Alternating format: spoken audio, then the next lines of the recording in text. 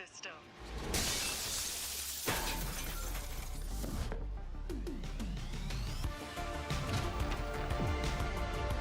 Alright, let's do this. Once there was a hunter who saw what others could not. With a magic case in her backpack, she roamed with wild abandon into the great unknown. Her gaze inescapable, her reflexes lightning fast. When armies swarmed, she went through. With eyes open wide, hands steady, holding, watching, capturing everything in sight.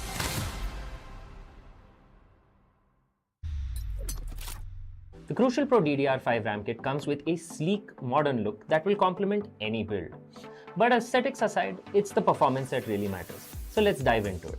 The default JEDEC timings are 46, 45, 45, but it does come with 2 XMP and Expo settings for those looking for a little more performance. With XMP 3.0 Profile 1, you can push the speed up to 5600 megatransfers per second. If you prefer a slightly lower speed but tighter timings, Profile 2 offers 5200 megatransfers per second at 42, 42, 42 timings. We've run some benchmarks and stress tests to give you an idea of how it performs. In general, dropping the speed and tightening the timings with the second XMP/Expo profile yielded better results for us on our test system. Paired with a Ryzen 7800X 3D, we saw anywhere from a 1 to 5% performance bump depending on workloads. All in all, the Crucial Pro DDR5 64GB RAM kit by Micron is a fantastic choice for first-time builders and enthusiasts alike.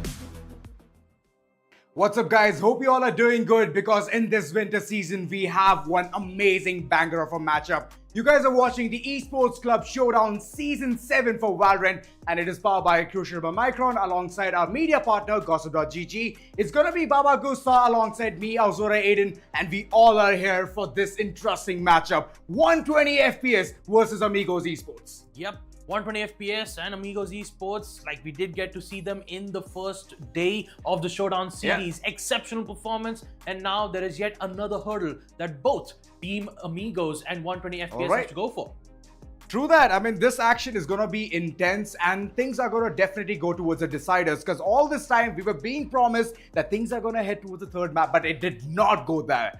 But now, when it comes to 120 FPS and Amigos, I'm hoping that the third map is imminent. But talking about the prize pool, why these teams are fighting for, the bragging rights are there, but alongside, there's a big prize pool as well. 1 lakh rupees INR, where first place winners are going to get 50,000, alongside second place is 30,000, and the third place is 20,000. Yep, a huge chunk of prize pool, 50,000 INR for first place. They'll be funding this off. But in order to secure first, second, and third place, they need to ensure that they secure the grand finals of the Showdown series. So, all in all, once we get to take a look at our brackets for our Showdown series season 7, like we said, we had 8 teams. Now we are down to 6. And as we take a look at the upper brackets itself, 10-7 already in the upper bracket finals, waiting for their opponent. It could be either Amigos Esports or it could be either 120 FPS, but only one will have the spot. Who will it be and who will go down all the way to the lower brackets fighting against the Covenant? Untitled versus Asterisk. Well, this is an interesting matchup. The lower brackets all of a sudden has become way too interesting. And I'm just expecting these kind of plays coming forth as well. But to be decided is one of the spots where Amigos or 120 FPS, either of these teams are going to be filling that spot against the Covenant, like Baba Gusta mentioned.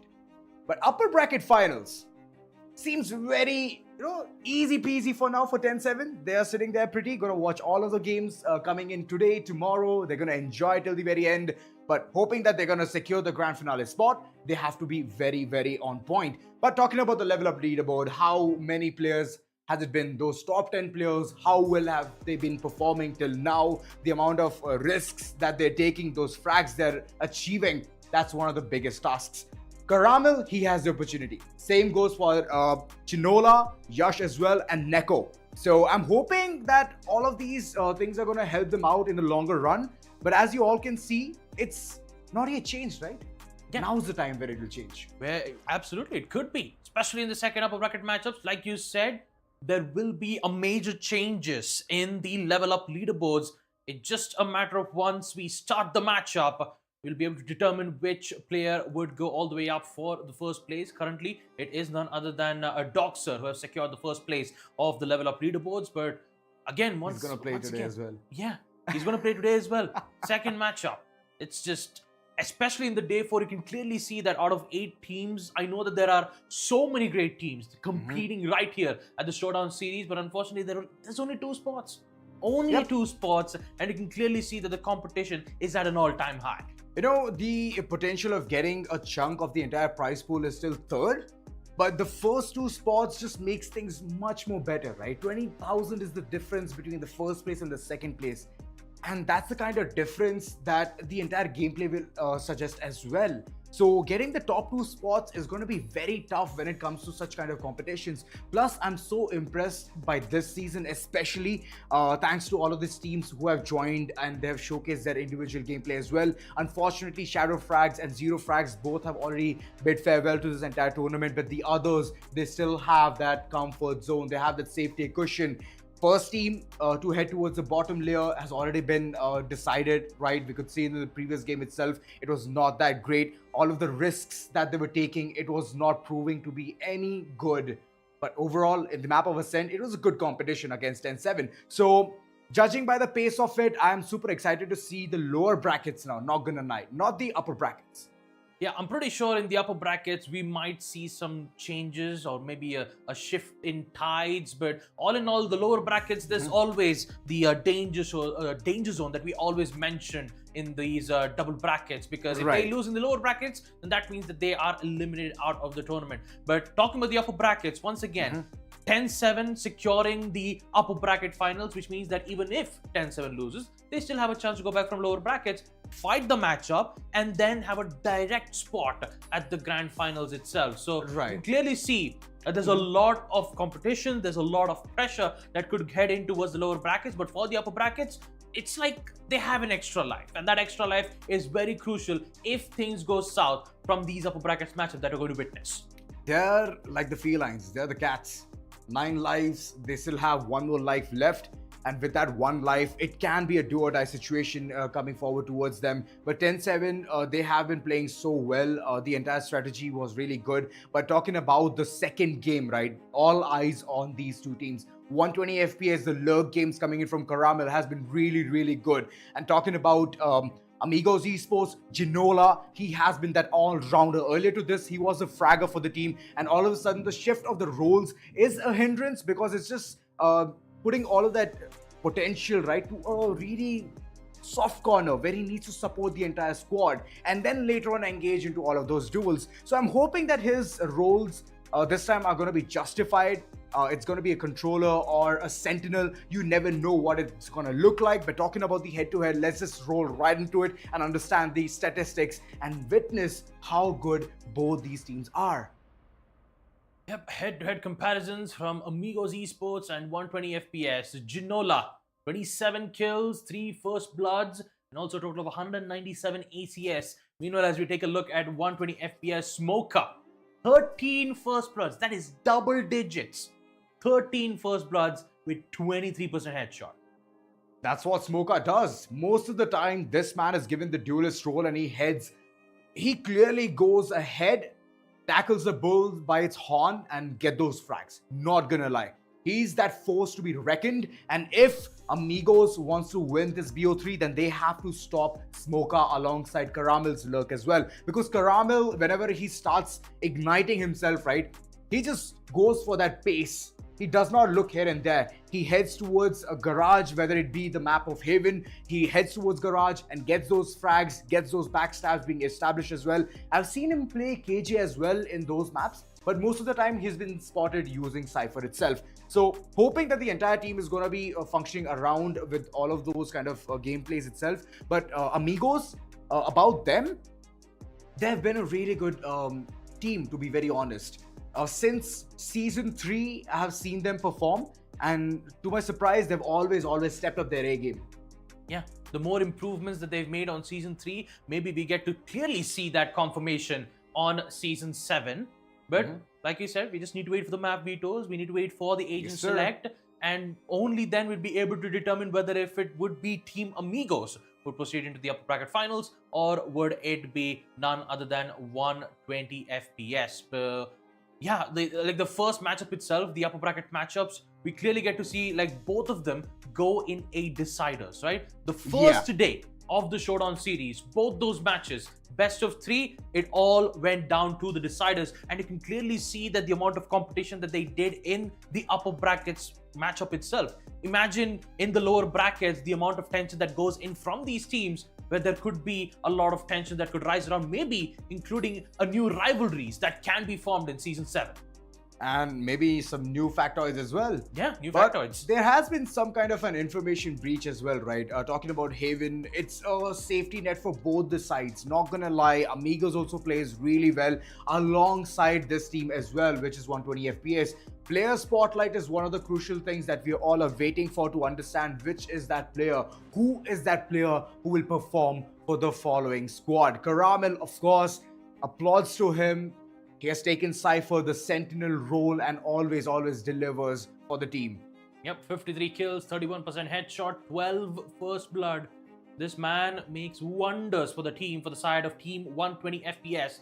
Caramel can definitely be a game changer for most of the situation. He could create multi-kills in a way that they could open up the entire site even with the man disadvantage. So especially he deserves to be in this player spotlight of the Showdown series. Caramel, man, I really cannot wait to see what kind of maps would they pick and the way how they strategize when it comes to attacking the site as well as defending on the site as well.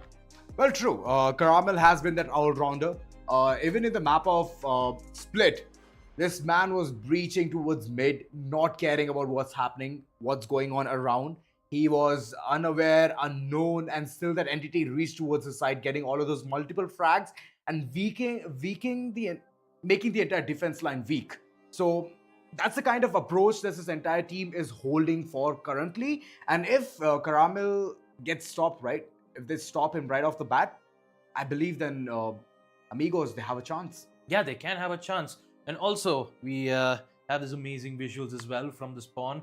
Just really great to be in the in the middle of the battlefield of map Ascent. Hopefully, on map number 1, we might see Ascent coming in from the side of Team Amigos, but only time will tell. But yeah, like you said, if the certain players gets picked out quite quickly, then maybe we could witness Amigos have their opening chance. So let's take a look at the map vetoes and determine what kind of maps do we expect. Will it be the similar 3 vanilla maps as we do get to see on most of the major matches, or will it be a bit different? Well, turns out it will be Ascent, Haven, and Split.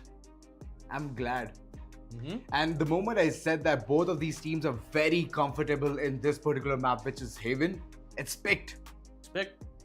And now the question arises, in the second map, what will happen? But before all of that, first map Ascent, we all know it's going to be a mirror composition coming in. There might be a change in the Sentinel, or it can be double initiator composition as well to provide more amount of intel, whether it be Fade, then KO, or Sova. Sova is the most picked. We have seen him come into the picture way too much. But the last map, which is Split, can go either ways. Yeah. And majority of the time, whenever 120 FPS has played that map, they have been super duper confident. So, Amigos, if you're listening to me, finish it off in the first 2 maps itself. Yeah. Finish it off. Do not let it go towards a decider. Yeah, or else 120 FPS might end up picking up their pace in either on map Ascent or Haven.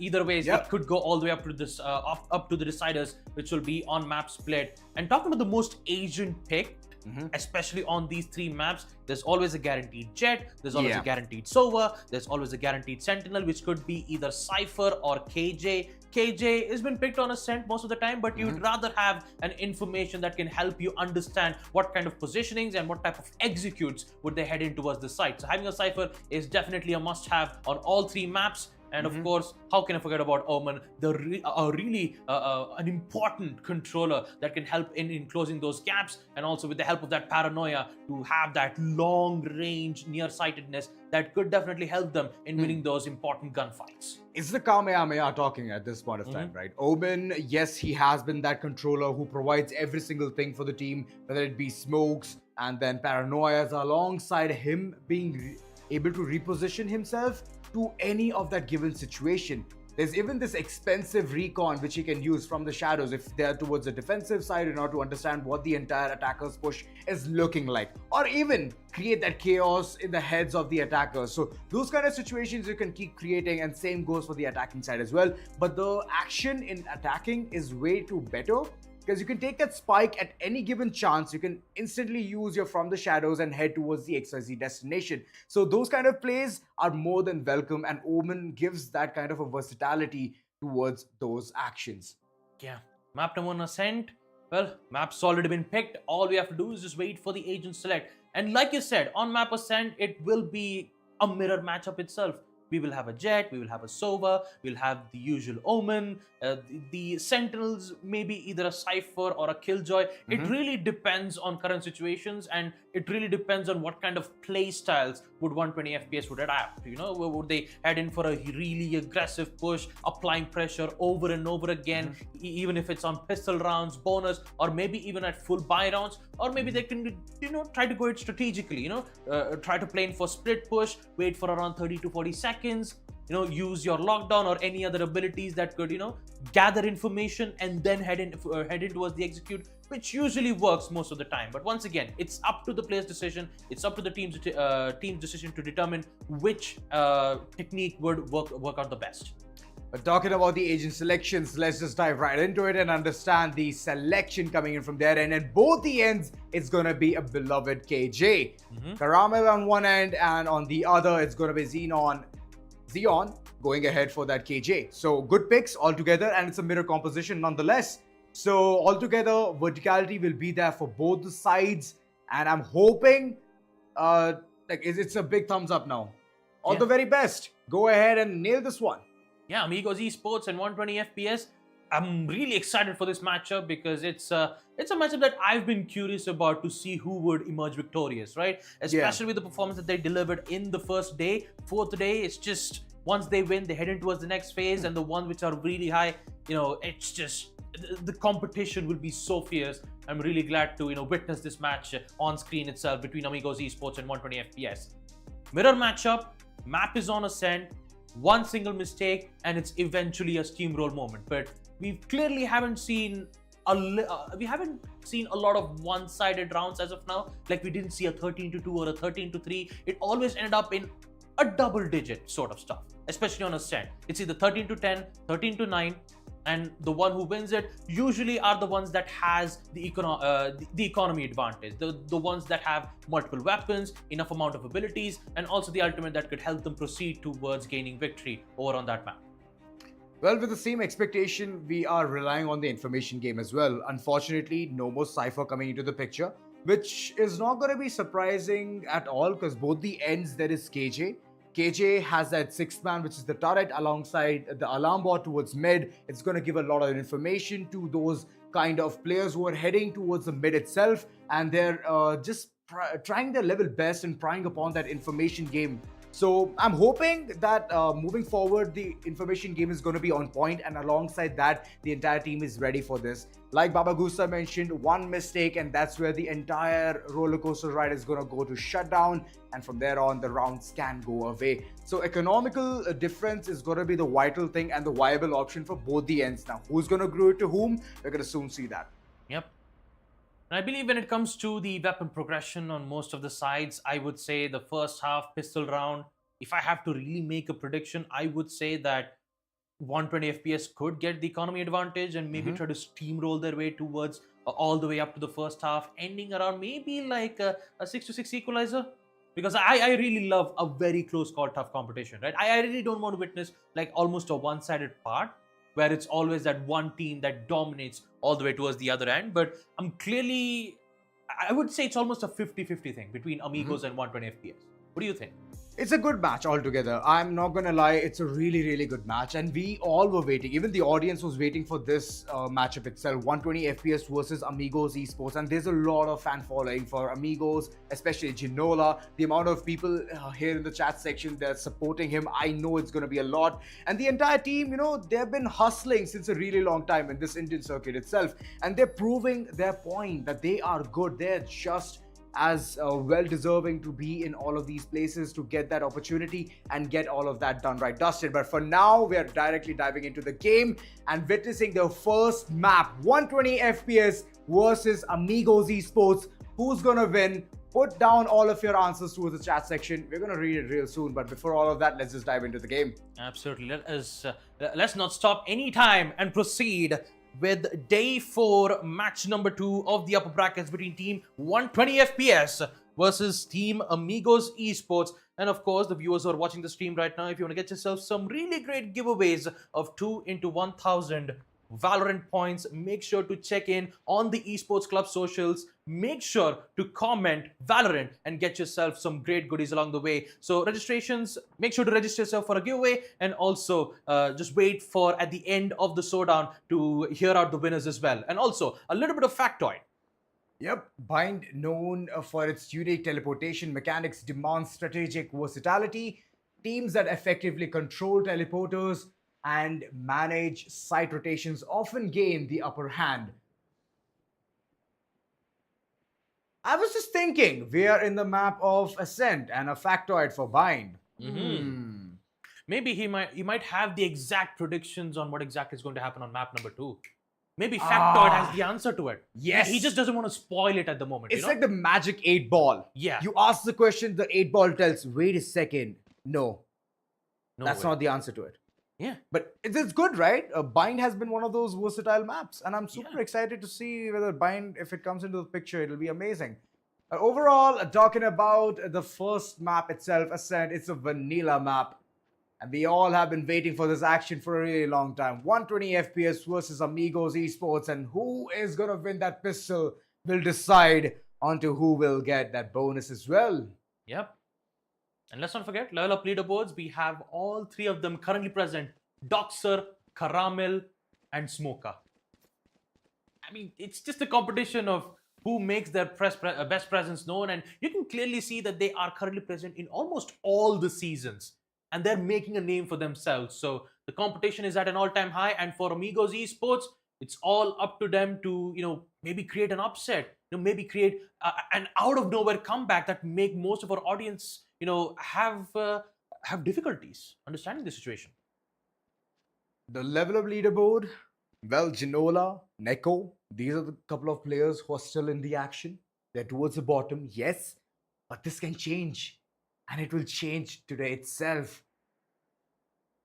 If they head towards the lower bracket, they will have that opportunity to go ahead and play more maps. But I believe if you are towards the upper bracket itself, you still have that safety cushion. You have that safety net. But I'm waiting for one thing and one thing only. When will that bell strike and say, let's commence the first round? That's the shooting range, right there. Yep, right there. That was where every player in the history of Valorant would first start their game once they create their account, right? Yep. And it's also connected to these to this one amazing map called as Ascent. But yeah, talking about the first round itself, pistol rounds is a go. So are the players from the side of 120 FPS prepped and ready. Information, pop, flash, and also a really great statement though from the Omen as he uses a paranoia to get their first frag. Nia, what can he do? He's the initiator, wants to understand where are the players. They are towards main itself, detecting two hostiles. And the other two, they're just waiting out. They're playing towards the main area itself. B is one of the parts where the turret is kept for the point of contact to understand whether a player is peeking or not, and Nier made that mistake. Yet again, Cyrax, the height advantage, is going to definitely give that upper edge. And Caramel, in the middle of all of this commotion, he has the frenzy. Close range, spray with that weapon, and it's deadly. Yeah, already some great values coming in from the side of Team Amigos as they're slowly rotating themselves towards B, where the whole site is entirely empty. I mean, look at the positionings though from the side of Team FPS. One from market, one from mid, and one all the way towards the backside. Doxer, he finds one. The second, he gets that too. A recovery is looking absolutely perfect coming in from the side of FPS. And now, as the spike's going to be planted, Caramel, he might be able to make the wave changes with the help of his frenzy. Reloads the weapon, goes in for the peek once again. He's up against the Sheriff. Huge peaks. He'll be the one to win it. Ferrari, Caramel. That was a really good frag, and this point of contact, Juggy, even though the location isn't known, it's a post plant, which is played in perfection. Caramel, way too low on HP, he definitely wins the shot against Juggy, the last man standing. What can he do? Nothing! Oh my god! The entire weight was on Ginola's shoulder, and the moment he crumbled, the entire side control was gone. Doxer, Caramel, the top three contenders of the level up leaderboard, and they're performing so well, getting the bonus. Even though Amigos, they could go in for the plant, they can also force their hand and get that bonus for themselves, but I believe they can wait. It's only Cyrax going ahead for that gamble, taking that Marshal alongside the half shield. Yeah, let's not forget, Amigos Esports, they secured two of the most important frag kills. Usually, you'd have an Omen place a one-way smoke towards the A long to ensure, and right now we'll be able to see that happening here at round number 2. Elite will be able to use that one-way smoke, forcing the attackers to not go in for that peek. And Neko, he might have heard that jump peek, so that's the main reason why we're going to see him, go in for those pre-fire, hoping that he might be able to tag at least a damage or two. Meanwhile, Caramel, he has the Vandal in hand. He really needs to be careful. He needs to make his shot count. He needs to make his shots count, and he will evidently do so by securing the first frag. It's a slow approach. Amigos, waiting for the point of contact. Get a frag or two, get those weapon upgrades, and then later on pile right on top of that. Doxer has the information that the opponents are coming from this side, but it's Xeon who gets that perfect frag onto him. Caramel right around the corner, low HP, and Xeon good for two. All of a sudden, the floodgates for side B is open, but look at them. They do not want to do anything towards this side at all. Play it safe. Play it cautiously is what they're calling in, as a couple of players have already gotten the information towards Garden that there's no one towards the site and they're seizing control step by step. Neko, beautiful shot onto Elite, no more smokes, last two players remain, and Xeon, even though he's low on HP, he can do something big. Cherry shots would have been good, but eventually he's running away. Yeah. Buying time. Best to buy time because like both of the most important weapons, the Vandal has been dropped out, so the Jet will ensure to get that weapon. Meanwhile, near, very close, Xeon, he's just going to rely heavily on those turrets. But unfortunately, here comes Smokey. All the way from mid, he finds one. But he still needs to find the rest of the three attackers who are patiently waiting for the attackers to make their mark. He has no idea of Sova's whereabouts as Near slowly arrives. The suppression knife will give vital information on players' whereabouts. They have one, but do they have information on Ginola? Only a classic in hand. Smoker's positioning is revealed, but the classic won't be able to secure a frag. Smoker, he's taking it. The fragment dealing major damage, and here comes the kill from Near. Will it be more than enough to secure the spike defuse? I think it should be enough. Oh, No, it does not. Point one. Wow. Way to get the round, amigos. Even in the afterlife, they did manage to clutch the round. A beautiful one indeed. All thanks to Xeon. That man was hitting shots, a banger of them. Even though Near, he was so close, he did not even give away his information, but they could not do much. The fragment at the last moment just made things possible. Neko, all thanks to you. Amigos, they're gonna be happy. They're gonna share a laughter or two for the previous round, and now they're just waiting for the aggression coming in because they know that the weaponry is way too weak in the opponent's hands. The defenders, for now, currently baffled. That is going to be careful, but Doxer will get picked out nonetheless. The whole B side is all theirs, and here comes Near to hopefully stall some time for the players to at least join in at the right time, at the right moment. Not a lot of utilities left for Near, so he needs to trust on his flashes to ensure that he'll be able to get a frag or two. Here comes the sound, here comes the execute. The two players from the side of FPS have no idea Near's location is compromised. They have an idea, they have the information. Now, how will Near get into the situation? That classic should be more important, but that's a lot of utilities being tossed around. An unfortunate situation that the KO has to be in the situation with. 1-1 post plant. Really great headshot coming in from Xeon as Smoker. He gets picked out as well from none other than Cyrax. 2-1 favoring for Amigos. Good round. They knew the economy is not that great for the opponents. So shutting down the defenders was the primary task, and they did that very well, getting the second on board. And now the money is going to pour in for the likes of 120 FPS.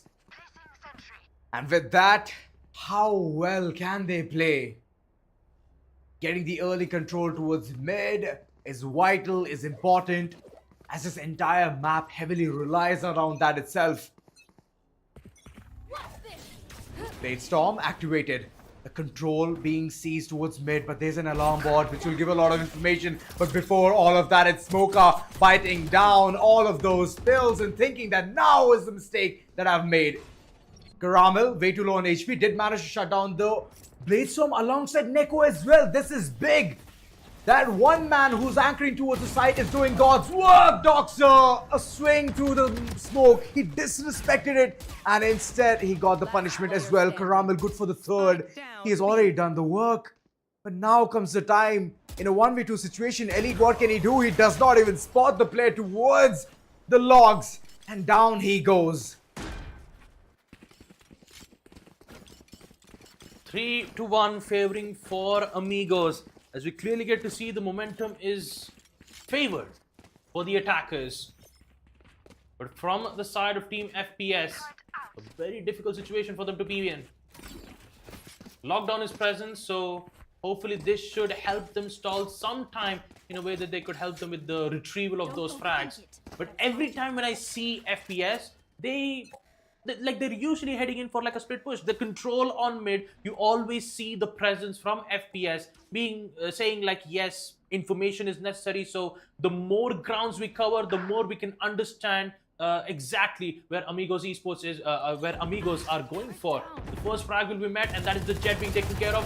Great info from the recon. Unfortunately, Karamil won't be able to secure a shot with the Guardian. That's a big loss. Karamil down to 52 HP. And there's no one to heal him as well. Neo way too close to comfort. He's already heading towards the enemy lines. He needs to win his duels, but instead, he falls apart. Ginola, good for 2. Mind you guys, Ginola is the man who got the first initial frag itself onto the jet. And 120 FPS's Smoker could not even see the round go by. Cover going out. You know, it's a 3v5 situation. And for FPS, they are losing grasp. The information is precise. The pop flash, the execute, Neko. Doxer, he will get one from the Ares, but that's the only kill that he'll ever get. 1v4 as Karamil is all left by his lonesome. Post plant, a difficult situation for Karamil to be in. Null command is also active, but I'm pretty sure it will be used in the next round. He gets the kill from the Guardian, but the only thing that he can do is just go in for those exit frags, try to deny some economy, and hopefully in the next round they would try to find that balance that could favor at the hands of team 120 FPS. It was a strong start, but all of a sudden, right after losing the second round, they're just stumbling. And they're not able to do anything about it. Xeon gets a final frag, gets a round as well, 4-1. And the ultimates is one of the things which is astounding me. AMIGOS, they have Null Command, they have From the Shadows alongside Lockdown as well, which is very potent whenever it comes to those executions towards side B. And even A, for a matter of fact. 120 FPS, Lockdown, and Hunter's Fury. It's a good way to shut down the opponent's lockdown. How well will AMIGOS go ahead and utilize that is the question. No updrafts used. Cyrax playing it very sneaky peeky like an elite. He knows this might be the case. The elevated angle has already been smoked right off the bat. Juggy, he's still going ahead and crouch peeking that spot. This double peek can be very deadly, and elite, if he understands this as soon as possible, it's going to be good for him. Else, the controller's off the chart. Yeah, you still have the lurker from AMIGOS, the KJ, who is just waiting at the right moment to go in for that B execute. You also have the Outlaw Jet, who could go away with that counters. Another smoke will be placed up from Elite that would force the players out to go away from the backside. Let's not forget the spike's been dropped at the attacker spawn, so they have to recover it, which means that they will push in towards B, but looks like Karamil has just found out the opening. Taking out Ginola, now they know where KJ's location is, and now they're slowly making their way to push in towards B, where Smoka is patiently waiting. Why? Why would he peek that corner? I mean, being a controller, all you have to do is provide smokes and wait for the right opportunity to bask upon. Big mistakes, big blunders, but still, it's a 4v5 situation. Make that a 3v5. Where Karamil, he is on point. He's at par, shutting down multiple players. Juggy, good retaliation, but eventually it's Cyrax who's firing all of those frags, resetting his beloved teammate as well, back to his HP. There goes Neko inside the side, and Smoker, even though he's there towards the side present with the right click of the classic, defenders are going to win because of the time that they have stalled for so long. Getting the second round was vital, and they very well did as well. But couple of weapons have gone for the next following round for AMIGOS Esports. Yep. 2 weapons still at their hands, but not being able to secure the site and also the spike plant would definitely hurt their economy as well, even while being alive. And talk about the way how FPS has been, going as of now on defense, as they patiently wait for AMIGOS to make their statement known. And once it does, they come back with a statement of their own. Caramel, the man who declares just the one who creates a lot of advantageous situations, providing that first frag and basically weakening their attack phases once AES makes their presence known.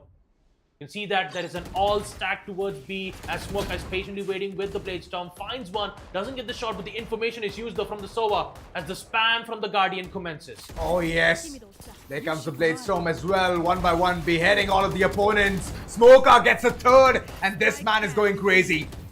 Still having the opportunity of potentially getting an ace. Ginola! Well, he's the last man standing as Doxer shuts him down, shuns him.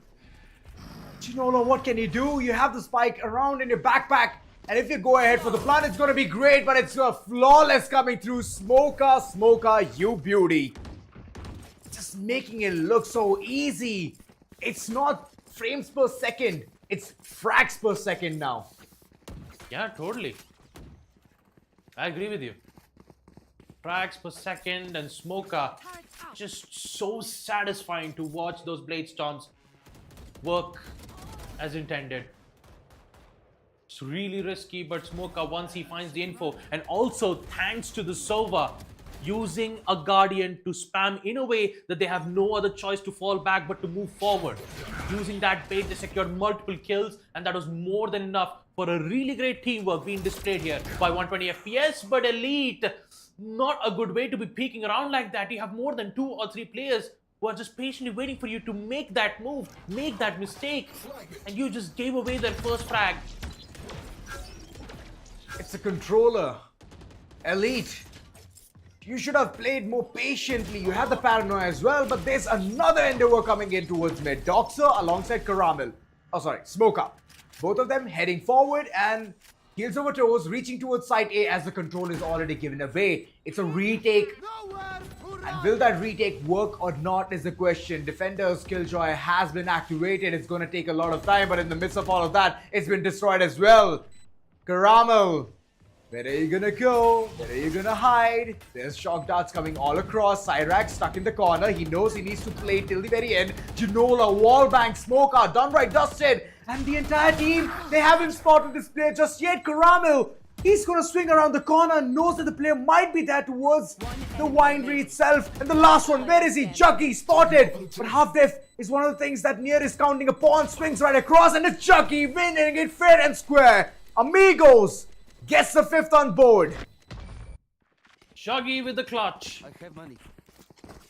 And the KO was sticking with the post plan, knowing that the time is of the essence. He had to half defuse, get the kill, and then go in for another defuse. You clearly see once post plant comes into play, the pressure immediately shifts, going all the way when FPS would be the turn to, retake the site. And that's where the attackers get the most advantage from. Paranoia once again flushes out Elite, which means that their pressure will be applied towards A. They're not going to put a stop to it. And once the fragment comes to an end, they'll start making their move when the smokes will be placed in their desired locations. Playing it slow, amigos. They're not ready to just say Ola towards the site. And that's good. Waiting for a mistake from the opponents. That's the same thing that even 120 FPS is doing. Last time we could see Elite going ahead and peeking towards A main, thinking that he's the boss around there. He's the sheriff in the town, and unfortunately, he was shut down instantly. Even though Nier had put his flash as well, he could not do much. But there is a desperation move coming in. Smoker bringing in the operator. 4,700 credits invested in this particular round, and Caramel, he's investing all of his time to check out what kind of strategies this team is all about. Look at that, I'm just waiting for the perfect crossover, and with this, the KJ versus the KJ, who's gonna win? Of course it's gonna be Caramel, making it a lot more fearful and insightful for the attackers to witness their backs as well. The back explode and the flawless comes in. 120 FPS.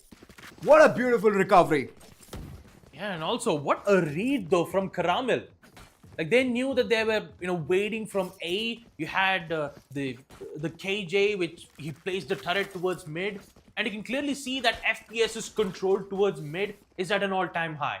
Like no one's challenging mid, and because of it, Karamil had like so much open avenues where he could just walk without the use of any cover. Like he was like out in the open and he didn't have to worry about any players because no one was present. A really great flash though from the KO to blind lines of sight. But it's just a distraction.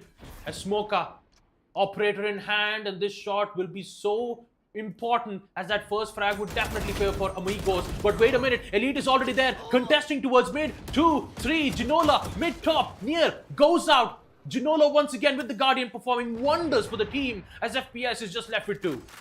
They're left with 2, but look at the HP. It's already beheaded. It's 2v2 now. Omen way too low on HP.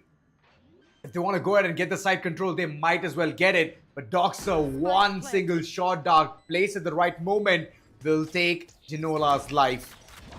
Shutting down the shutter, Ginola, he is repositioning himself. He needs to be on point, and he very well will be. Smoker, big mistake, taking that operator towards the last final ticks of the seconds.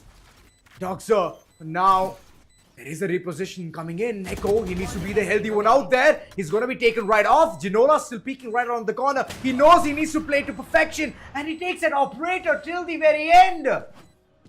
Which the opponents provided him at his doorstep. 5 HP. And he does wonders. It's the 6th on board. The first half being played so well. And mind you guys, the defense side has an amazing time in this map. But the current situation is not favoring 120 FPS at all. They're bringing in those individual brilliance. Yes, they are. But ultimately, they're fading away because of those tiny mistakes. Taking operator till the very end. No. Yeah, not only just that, it was a really good decision for him to take the op. Hunter's Fury from Doxer will be able to catch maybe 1 or 2, I believe so.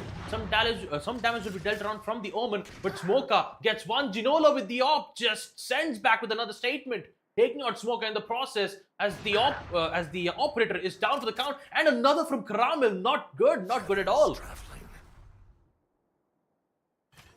The peeking made recklessly, knowing that Ginola is having the operator. The peeker's advantage, that's one of the things that the defenders need to know, and they need to fend themselves. Doxer currently has plethora of options to go ahead and change his weaponry, and finally drops the operator. This was the kind of decision that needed to be made in the previous round from the likes of Smoka. But it's okay, as the entire site of B has already been explored. 4 players heading forward towards the site, and they're going to be playing for a retake. That is the defenders. How well can they defend? Omen getting the information. Elite, he knows what's going on. It's a ruckus towards side B. And with all of that information, what can this entire squad do? Near, he's creeping in, and he knows that the smoke is about to fade away. Cyrax right around the corner. He's going to continuously be pinged as well. But looking at the pop flash coming in near, good for 1. But the turret, he's still doing the job of the 6th man, dealing those burst damages. Xeon stuck around the corner, swings around, but it's a miss. Near capitalizing that. And the situation, Neko has already assessed it to perfection. Ginola, the 3rd one comes through. Last man standing. What can Near do? 14 HP for Neko, and he survives. He takes out Near, and just like that, once again, it's the stolen op that makes the play for AMIGOS Esports to end up stealing 2 rounds back to back. 7-4.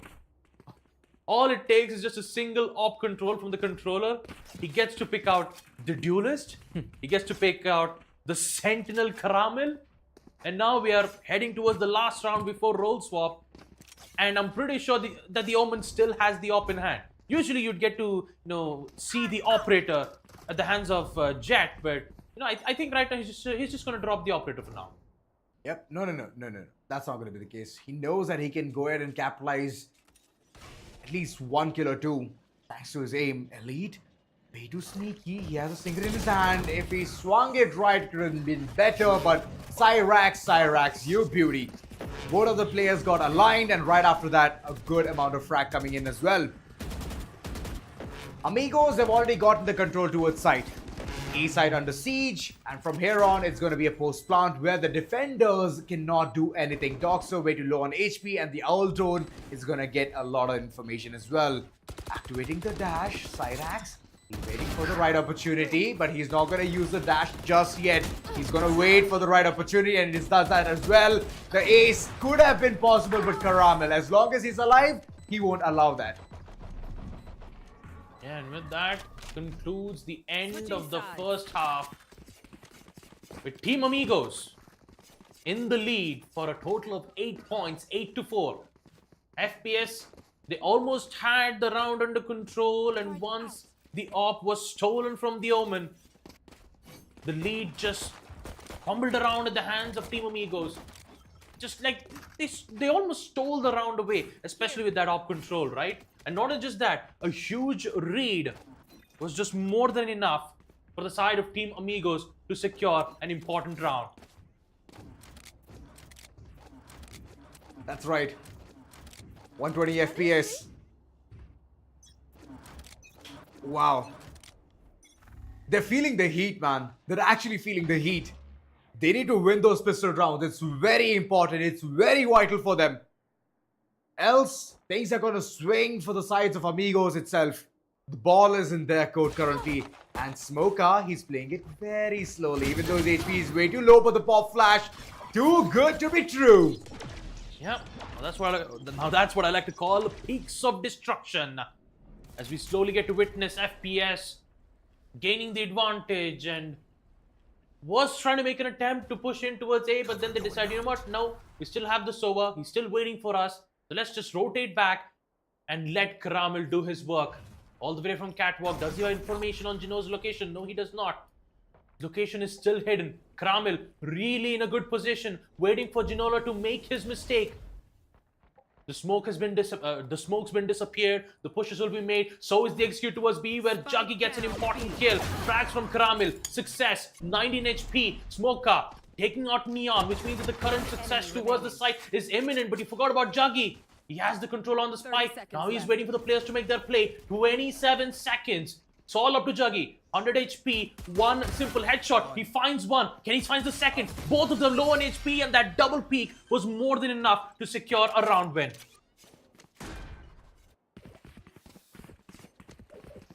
Now that they have gotten the pistol, they seem confident. Caramel, for now, 15 kills alongside Smoker. Smoker being the duelist, you know, I was always figuring out this one key, right? That Jets usually need to go ahead and get more frags. They need to do that. Yeah. But it is Caramel who is bringing that oopsies moment every single time. But okay, his looks have been working out for the best.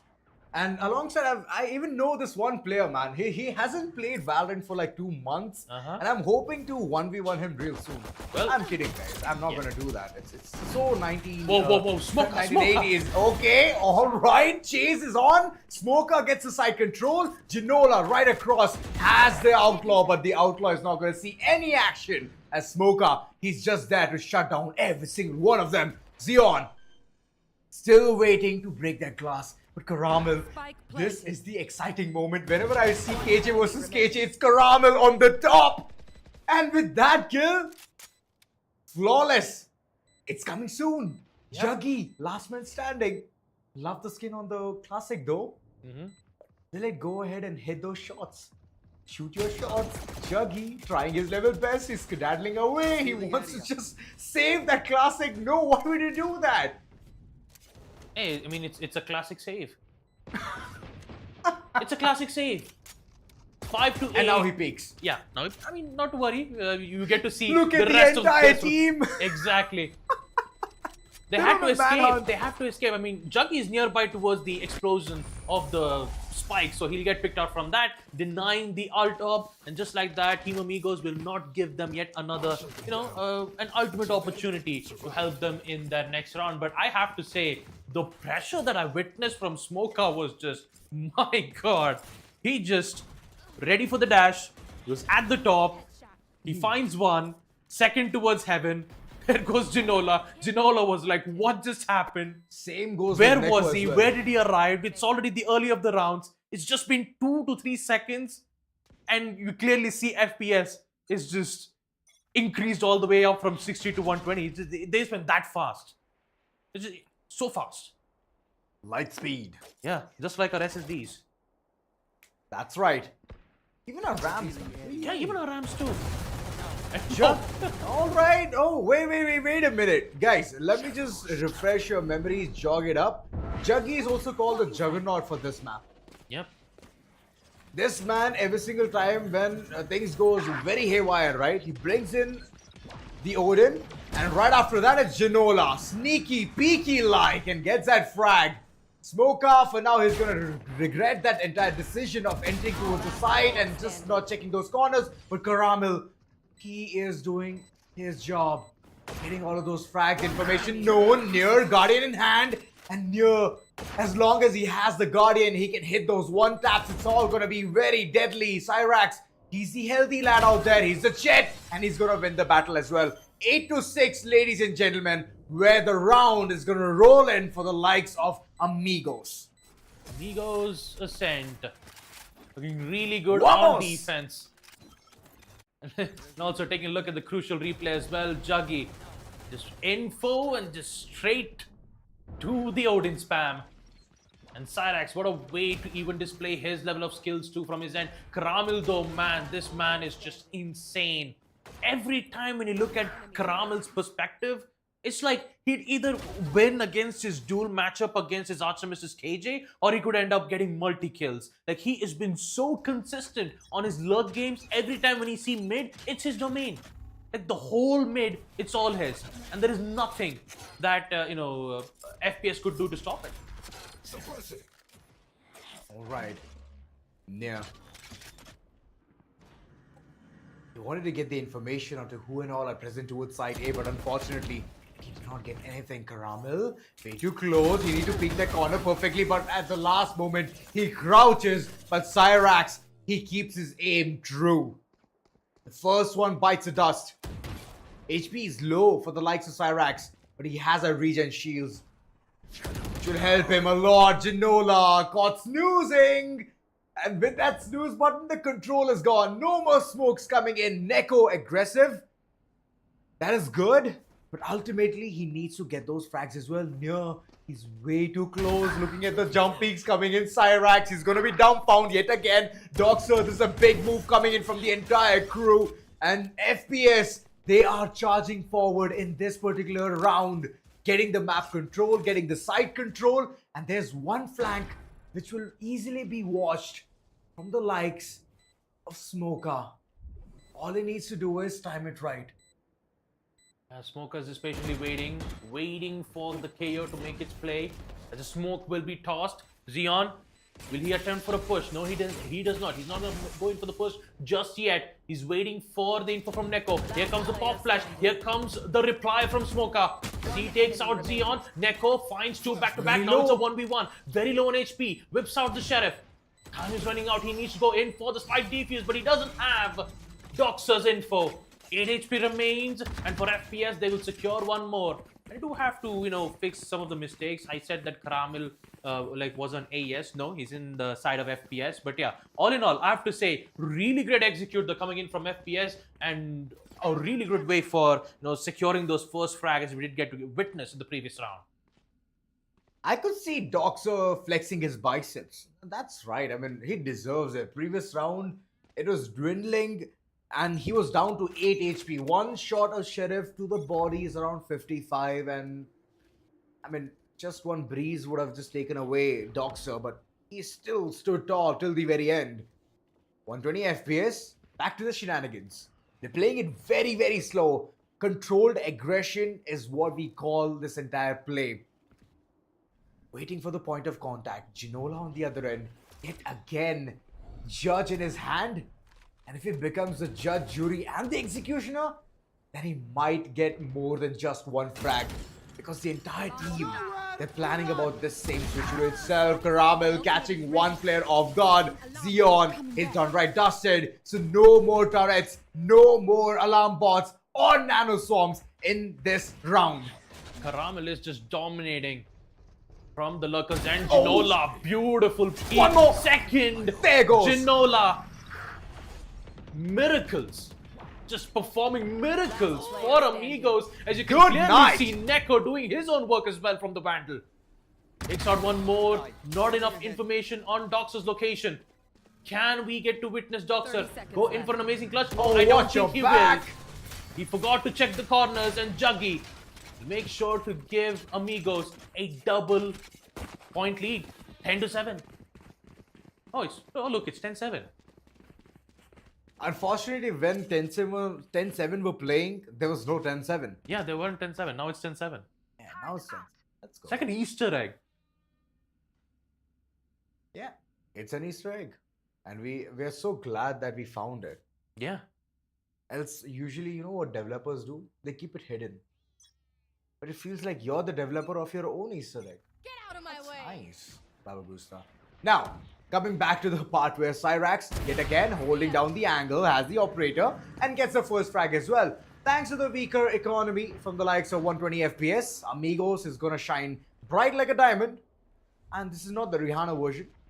This is their own version. Yeah, Blade Storm is also active from Smoka, so even they are heading in towards an eco round, those Blade Storms could definitely help in providing those upgrades. Here comes Juggy, hearing the sound of the owl drone, he chooses to fall back. The shock dart dealing major damage to the KO, and he will get one. Cyrex with the other, 2 kills from the AWP, but unfortunately he gets caught in that crossfire as Doxer gets a headshot with the Sheriff. Zeon patiently waiting, the smoke not properly blocked out, giving some ample opportunities, but he's just walking around. Information's been given, Zeon gets one, and he finds the other from the Omen. No, he does not. Very close towards the side. The op shot will be missed. He's all by his lonesome. It's a 1v4 and it's not gonna happen. Amigos Esports, it's 7-11. One more round for match point and map point in the upper bracket series. They're just accelerating so fast now. And not at all giving the room or the space for the opponent to breathe. And that's big. But I don't know why. I don't know why there is no timeout being called in. They need to call in the timeout. They need to assess the entire situation, understand that how many ever mistakes they make, it's always gonna sting them. Yeah. Fix your mistakes. We haven't seen a single timeout here. I just realized the entirety of first and second half, we haven't witnessed both FPS or AES take a timeout. But looks like Caramel, my goodness, what was that shot? Silencing the operator. As we get to witness AES losing a crucial player, but Zeon also finds the same, gets away to safety while not being traded out in the process. You clearly see the amount of trades that's been happening around. So you still have lockdown. We also have Juggy holding the crossfires, taking out Doxer as well. It's a 3v5 situation for FPS, and now they're losing the grasp of this situation. They're losing their minds. Neko waiting right around the corner, and Smoka is going to be detected. He's inside market itself, way too low on HP, and one spray or one shot from the likes of Neko, and Smoka is gone. Well, for now, the lockdown is not going to see the dawn of the daylight, but it's Juggy shutting down the opponent KG as well, making this situation for a whopping 1v3 where Smoka is taken down in smokes and shambles. Now, when the clock has already struck 12, this just means one thing. High noon? High noon. And alongside the Josh of the entire squad of Amigos, it's at high. Absolutely. The first map itself, the first map ascent in the upper brackets. Team Amigos, one round away of securing map number 1 of the upper bracket series, while the side of 120 FPS, they have to fight another time on Haven, but unless they might find a different situation, as you can clearly see that the attack is pushing so aggro. Ginola has no idea. The flash working out so well, but the Jet has the information. The Omen, he gets picked out. As you can witness, Smoka, who is slowly making his way towards the site, while Neko is just providing enough amount of suppression to ensure that the push would not happen. Let's not forget, they also have the lockdown. They could use it to deny the execute. Shock darts being used that will force away FPS to fall back just a little bit, as the Sova, he is very low on HP from the side of FPS. There comes the switcheroo. They're heading towards side B now, all of a sudden flushing out all of that sound towards A main. That's a good cutoff, and there's still Ginola lingering around, thinking that there might be an aggressive push coming in. Need to get the timings right. That's right. Sion. Now, yes, Boothouse is a really good place, and Cyrax on the other end, he has taken down near. The action slowly, it's pouring right in. Karamil, he's going to be spotted to an unfortunate peak. Sion, quick with the trigger. And there goes the lockdown. 3 players remain. And with all of these 3 players, there comes yet another defensive side where things are just falling away, fading into smithereens and amigos. What a beautiful first map. Beautiful first map. And also, what a way to display their amazing performance here on map number 1, Ascent. Amigos Esports, they will win map Ascent, and now they'll be focusing more towards on map number 2, Haven. True, map number 2, Haven. Wow. Alright, we just moved from one map to the other very quickly. But alright, let me just go ahead and bring those highlighting moments, right? Understand what just went wrong there. First off, the timeout. Yeah.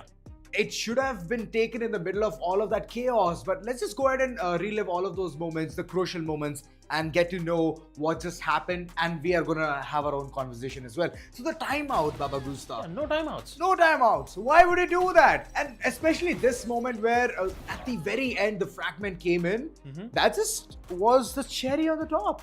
Yeah. And also, let's not forget about Smoker's performance as well as the Jet. His Blade Storm's accuracy was so on point, and Karamil's performance as the Sentinel is just so satisfying to look at. Yep. The entire mid control, his duels against his against the fight that Zeno had lost multiple times. But in the end, in the second half, you clearly get to see Zeno making his performance known. But most of the fights that I saw from Karamil, man, those Sheriff shots was just really great. Headshots galore, even with the huge, weapon disadvantage they had. They did a really great job though. 120 FPS. Elite, he was lingering around far too long towards A main. The last round, he was still there, sticking by with his decision, thinking that there might be an overextensive move coming in from the opponents. Unfortunately, it did not come at all. And he was heavily relying upon it to get that man count disadvantage to an equalizer, right? But okay, once you talk about Ascent, you need to also talk about those pocket corners where you have to watch your back. That's one of the things that this entire team was missing. 120 FPS, they were not at all cautious about what they're doing. They were not looking towards their back. And they fell prey to Ginola shenanigans multiple times. Smoker first off, when he was thinking about getting the control towards Tree, and then later on the catwalk control. My god.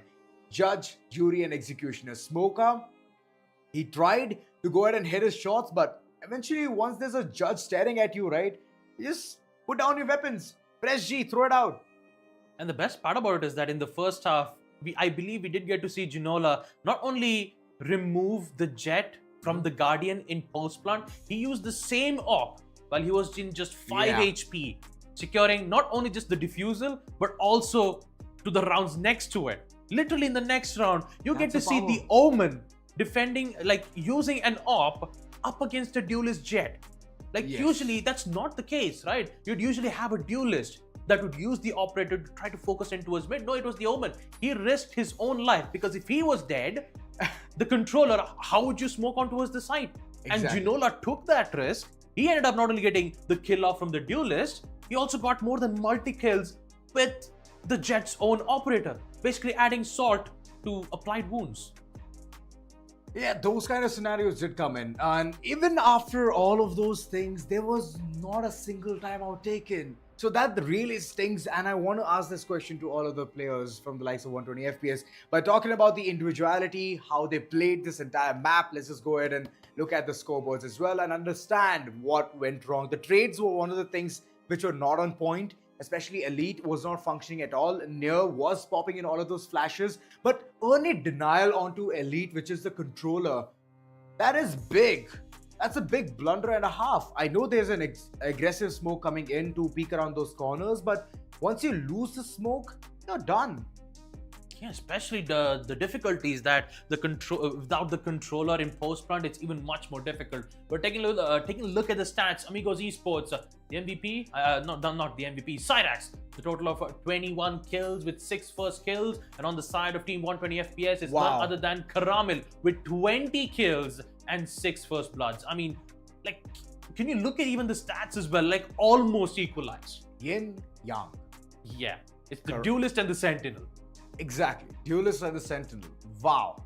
Cyrax, yes, throughout the time, he was bringing in the operator as well and doing all of his shenanigans, being the jet that he is. But talking about the MVP, who's it gonna be for the first map? Is it Karamil?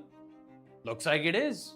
There you go. 20 Deserved. Yeah, 20 kills, 6 first kills, 4k damage, and 43% headshot. Yeah. 43, almost 50. Like, he was on point with the Sheriff, so with the Vandal. He did a fantastic job on map ascent. It's 43, almost 50. Look, you know what? I'll just let the max. Yes, I'll just leave it to you. All right. I'll just handle the I'm gonna English. You use the handle KO max. knife on you for mathematics. There you go. Suppressed. Sure. Damage of over 4,000. That's really, really good. Judging by the way the entire situation was created and presented right at him, he was just perfect, man.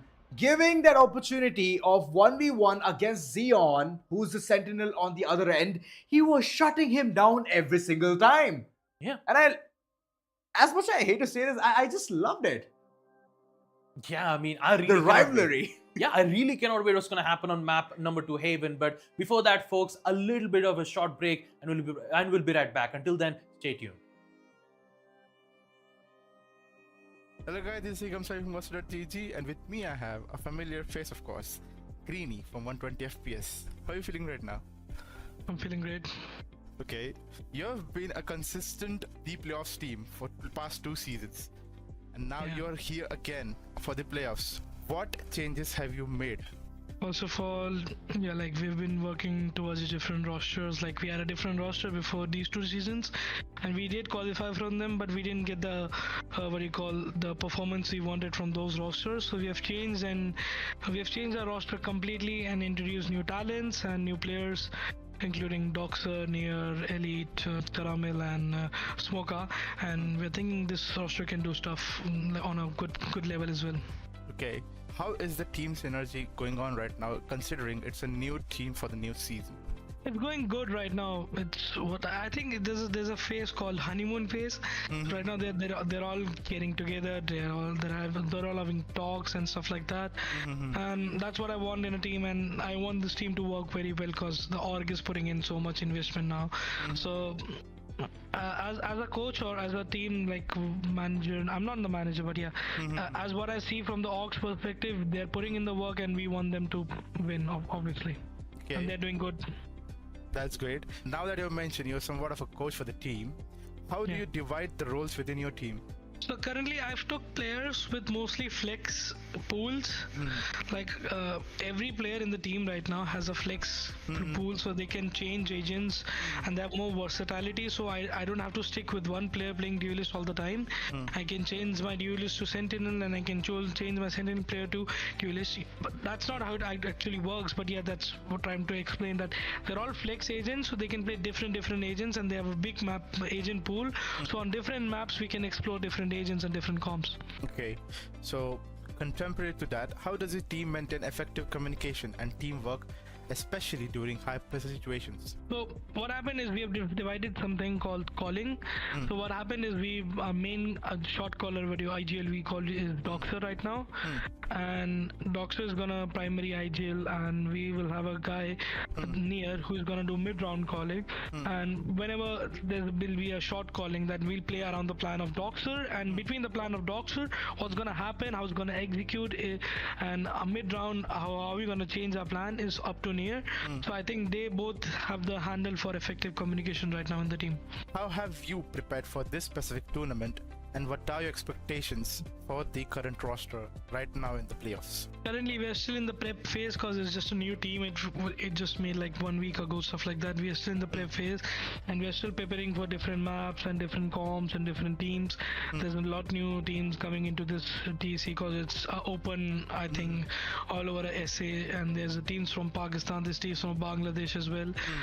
So what we are trying to see what comps they play and stuff like that. And I think we can easily get top 3 in this. I think we could win it for sure. I can back the team to winning it, but top 3 is confirmed, I think. That's really great. So, guys, this was the Greeny for 120 FPS. It's a real pleasure to have you around again, and all the best. I hope you win because you've been a familiar face for all 3 seasons, and I would really like to see you again. So, guys, this was Greeny for 120 FPS. I'll sign out. Bye bye.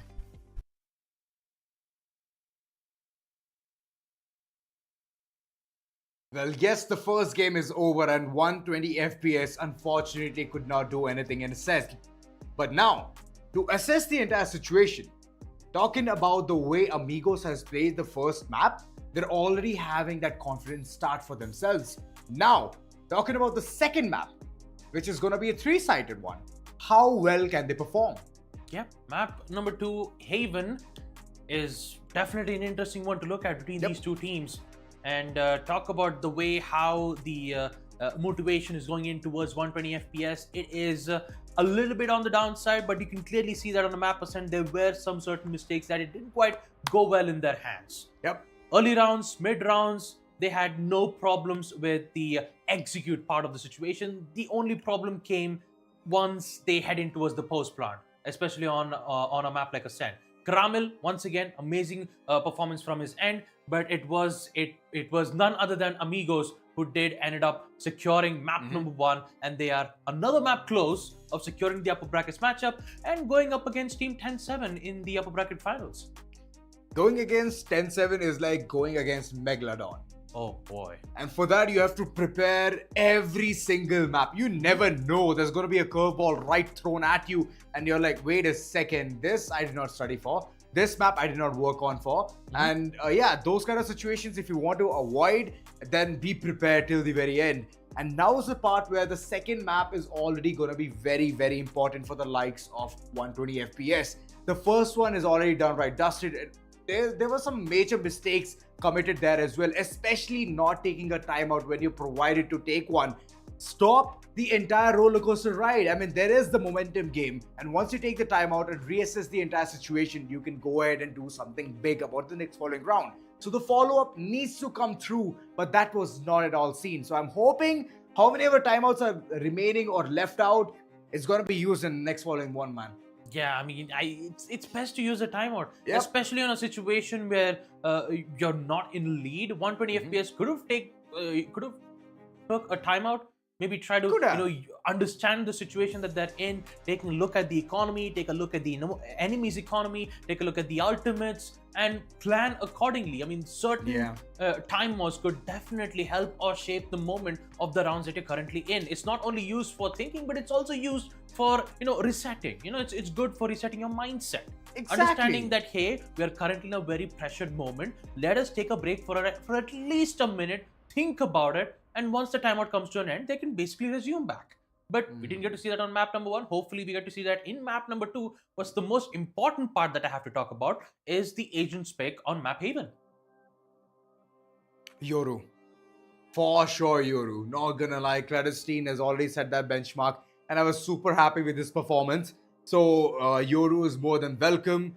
There can be a really good aggression coming in like dual duelist, or you can go for dual initiator as well, according to how much information you need. And Cypher is a must. You either take Cypher or KJ, and judging by the way KJ was picked in the map of Ascent, I won't be surprised if in the map of Haven they choose for KJ again, because Karamil is that good wherever it comes to picking KJ and playing in general the Sentinel role. So hoping for the best.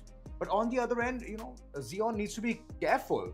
Yeah. He needs to tread cautiously, because the arch nemesis that there is always going to be a hindrance.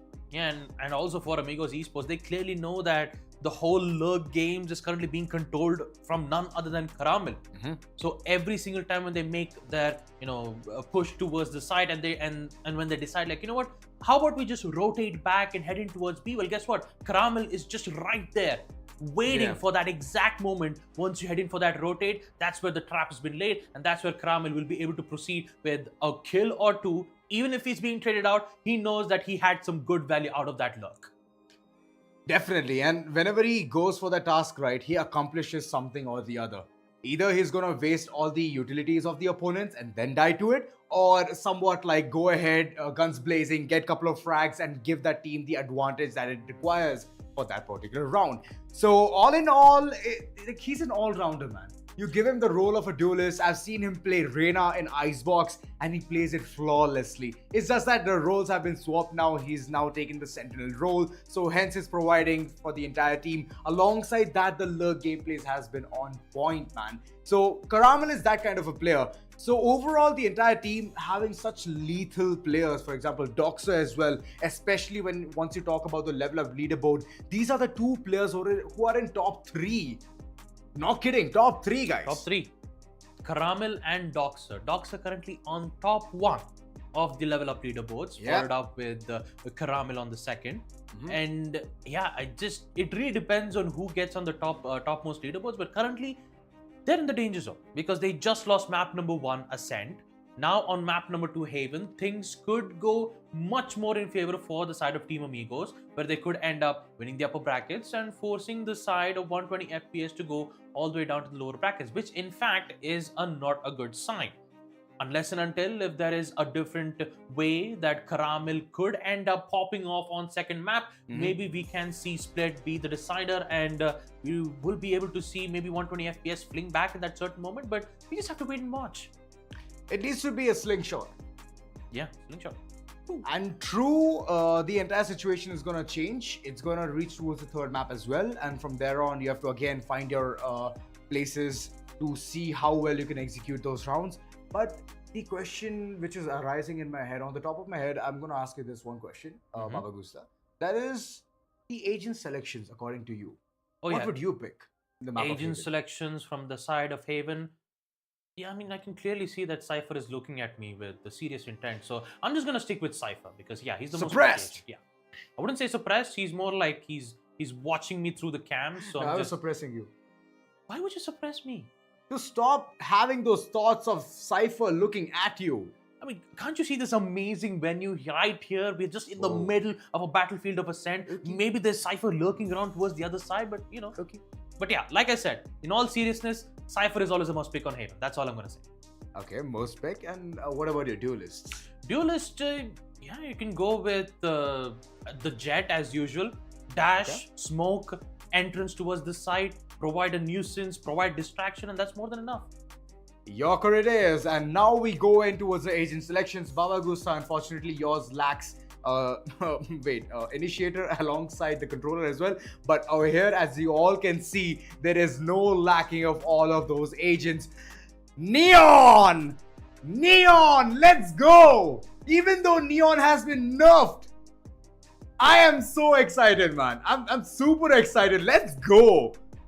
I can't believe that amidst all of the most Cypher jokes that I've made for like 5 minutes straight, and then look at the agent select, it's like, guess what? No Cypher, it's just KJs. But yeah, all in all, interesting picks coming in from both the sides. Neon will be on play from the side of Team 120 FPS. Right. And also on the side of AMIGOS Esports. Okay, wow. I just did not expect to see that coming, but definitely an interesting one to look at on a map like Haven. Finally, Neon has been picked after 3 days. You know, according to the developers as well, he clearly told one thing. It's very situational. And the moment he told that in the camera, like looking into the lens, and he explained that part, I was like, wait a second, Neon, just situational? And I was like, okay, fine. Where can she be used? Nowhere, apparently. But finally, we can look at it. Haven being one of those picks, and surprisingly, Smoker and alongside Cyrax, both of them are gonna bring in that Neon. Super happy. It's a mirror composition yet again, and I would really love to see how well they can execute. Again, It's about the first mistake. It's about how well you can shoot your shots. But now, guys, let's shoot this one right inside the hoop and head towards the map. Yep, map number 2, Haven. Winner of Team Amigos will proceed to the next phase of the upper brackets, whereas the side of 120 FPS winning map number 2 unlocks the decider map, which will be on split. So without any further ado, pistol rounds are a go. Round 1 commences now. This is super exciting. Control over mid is critical on Haven. It allows teams to flexibly pivot between A, B, or C, often tipping the balance in the tight rounds. Very well spoken there. Salute to the factoid. Factoid, yes, very well spoken. But I want to see in this peer pressure situation, how well can the teams perform? And guys, here's an Easter egg. You see that wall right behind? It's there on our spawn as well. Yeah. It's been taken from Haven. Yeah, it is. A mixture of Ascent and Haven, especially in the Showdown series. And Pearl. And Pearl. Yeah, there's a lot of mixtures in that. That's the Easter egg. That's why it's got... Alright guys, focusing down towards the pistol round. Super important, super vital. But let's see who's gonna win this one. Just realized that, yeah. Anywho, talking about the first round itself on the attack rounds. Man, I'm really excited for this agent picks though. Really excited to see how well Neon works in on a map like Haven. Sure, especially with the huge patch notes that came in with a huge nerf that did come in. Let us see if it's still viable on a map like Haven.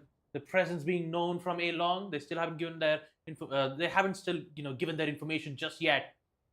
Push, there you go. Here comes the recon. Once that recon's been shot, the push will be made right now. That's right, 1, 2, 3, and go inside the site. Nico, he has spotted the opponent right there, but the pocket area is going to be Juggies, and he wins the first duel itself. Caramel, good for the trade. 1 by 1, the entire team is fumbling down. Sion, he had to reload. Oh my god, as a classic would have seen more action. Amigos, for now, they are the healthy ones out there, and 1 by 1, they've been picked right off. Cyrax at the very end, and Team Ace it is. Amigos. I told you, they're very confident in this map itself. They're very confident. Alongside 120 FPS as well. But here's the thing, right? I was expecting 120 FPS to get their own map pick, and then later on head towards the second one where there is Amigos who can go ahead and captivate on it. The third one is going to be super dicey. So before all of that, Amigos wants to shut things down in the first half itself, getting maximum rounds towards defense as they have already unlocked the bonus. Yeah. Although for FPS, they're not gonna, they're just gonna make sure that they won't, have Team Amigos secure, get that lead as fast as they can. So they'll try to find a different methods. But for second round, clearly the economy is still in the lead for Amigos. Outlaw in hand, Cyrax waiting for the right moment, waiting for Smoker to make his move, and all the rest of the players slowly walking in towards B as the lurker Caramel. Interesting enough, there's a smoke being placed all the way towards A long, so pushes will be made. So is the execute. What's gonna happen on B? That's right, the push is gonna be imminent. Smoker, good for one, but Cyrax quick on that trigger. Beautiful shot. He has the outlaw, and one shot to the body, and you're poof, gone. Doxer, good for the trade. And Amigos, wait a second. They're already in tatters. They're in shambles. Cyrax, he's the only man who can definitely shift all the tides. It's a post plant coming in. Where's Cyrax? He has a lot of weight on his shoulders. Alongside the beloved Sova, Juggy. Close knit corners. Shots needs to be on point near. This guy's really just waiting for the right opportunity, but unfortunately he's been shut down. Doxer, last man standing, but that concussion. Oh my god. This round was too close to comfort. Too close to comfort. And Amigos, they have made sure that they could get the bonus as well.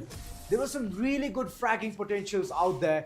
And once you got the control towards B, why wouldn't you go ahead and go for the post plant? At the end, hold the cubby angles. Plant it at the spot where the defenders cannot reach. Or even if they do, then it's out in the open. Let's not forget, it was a 2v4. Cyrax secured 2 shots with the outlaw, equalizing it to a 2-2. Post plant, dual peaks from the Sova.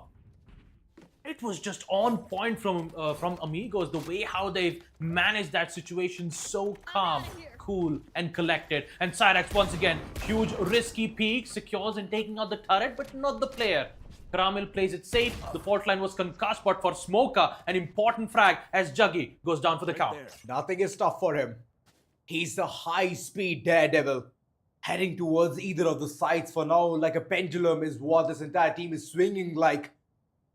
Karamil getting that mid-control, just waiting for the right opportunity as one player. Even if they overstep their boundaries, they're going to be punished. And Ginola, he managed to do the same mistake. Elite still sticking around the corner, knows that the opponent is going to be right in front. And Neko, he's just gotten that weapon upgrade. Couple of flashes is what he can go ahead and play with. But Elite, he's quick with that trigger, shutting him down. And look at that. There was a support coming in as well by Smoker. This is the kind of teamwork I was expecting for in the first game itself. But finally, they're showcasing it in this one. 120 FPS, finally, they have embarked the journey of comeback. Yes, they just need to ensure that the post plant would be theirs and a beautiful headshot will be delivered from Smoker. Fort line beautifully placed. So is the final kill from Doxer. As we get to see 120 FPS open up their account, securing their first round of attack win. And clearly, looking at that situation, yeah, it was 2-0. But when we did get to witness 120 FPS securing almost 3 kills, of course, in the bonus run, it would be really difficult. So they were forced to go in for a simple weapons, maybe like a Bulldog. One of them did, bought the Vandal. But all in all, I have to say that this next round, they will have to force in on some light armors, followed up with the Vandal as well. There's an operator in picture as well. Cyrax. The Kabi area. Oh, it has already been shut down. Alright, but the Hunter's Fury for sure is going to catch one player off guard. Zeon, he thought that he's going to be playing smart, but no, eventually, Nier is going to be taken out as well. Smoker, he needs to tread cautiously. Has a regen shield. That is great. That is amazing. But through the smoke, one shot from Cyrax, and poof, he will also be gone. Ginola, for now, pushed back. Thanks to the paranoia. They have the control towards side C. It's an open plant towards C long. And now they have to head towards that area. Couple of players remain. How well can they function as a single unit? Both of them watching their 6, and the Owl drone is going to give a lot of information. Elite for now, what can he do? He's concussed, and same goes for Smoker as well. The concussion was on the head, and unfortunately they could not see anything. Fault line from Neko and also a beautiful flank from Garage Doors eventually will give Amigos Esports yet another win. 3-1 as the overdrive will be available from the side of Neon. I could say for FPS they are slowly losing grasp of this round as well. The second half on Map Haven, you can clearly see that the motivation and their morale boost clearly goes into the hands of Team Amigos. And for FPS, once again, I believe if you really want to take a timeout, it could be almost at the end of the first half or maybe at the beginning of the second half. Maybe taking a timeout would be a best bet. But how would you deal with an operator Neon in which the overdrive is also available, which would be very powerful on post plant? Zeon, he was waiting till the very end, thinking that he's playing it smart. But of course, the cancel did come through. 120 FPS. They're taking all of that rotational time to head towards site A, and towards mid is Karamil yet again. And with this combination, if he gets a frag or two, especially onto the Omen, who's currently preparing that paranoia, it can be big. Smoker for now blind as a bat, and he's running away to safety. Back yet again. Okay, gets a frag, gets a second one as well. There goes the floodgates. It's open. And heading towards the side is imminent. Ginola, Guardian in hand. What can he do? He's very healthy. Shots are fired. It's right beside him. Ginola, he's still having that perfect opportunity to go ahead and frag out a player or two. But Karamil, he's still lingering around towards mid. And this potentially can be a really good round for 120 FPS. Last man standing for Amigos. And look at him skedaddle. He has taken the operator and now he wants to save it. 47 credits. That's right. That's how expensive this weapon is. Clearly see them hunting around As almost all of the attackers from FPS are just scattered around trying to find that one last player of the Omen. Ginola has no idea of Sova's whereabouts, so once he starts making his location known towards the hallways, he is basically gone. Doxer, Watch your he's gonna back. go for the knife. Maybe he might. No, he won't. But he'll still get the headshot nonetheless and make sure that the operator wouldn't go at the hands of Amigos. 3-2 as FPS starts to make a response of their own with that amazing distraction and that fault line that had been displayed, providing Smoke A the opportunity to get 2 kills, whereas Karamil, like I said, he's basically a lurk god at this point. That's what he does. He knows the nooks and crannies of this entire map. And that's what I was fearing, man. If Karamil gets to know the kind of plays the opponents are doing, that's where he starts shining in. There comes the overdrive. He needs to be very quick. Paranoia right in front of him. And there goes Cyrax. There was no follow-up. When you're having that overdrive in your hands, you need to have that entire comfort as well that the team is supporting you. That's where you can get those frags. And on the opponent side, there's a paranoia coming in. The other player was towards the cubby. And both swung at the same time. Hence, Cyrax was paralyzed thinking, wait, who should I shoot first? Yeah. Just went in with those pre-fires and get immediately picked out.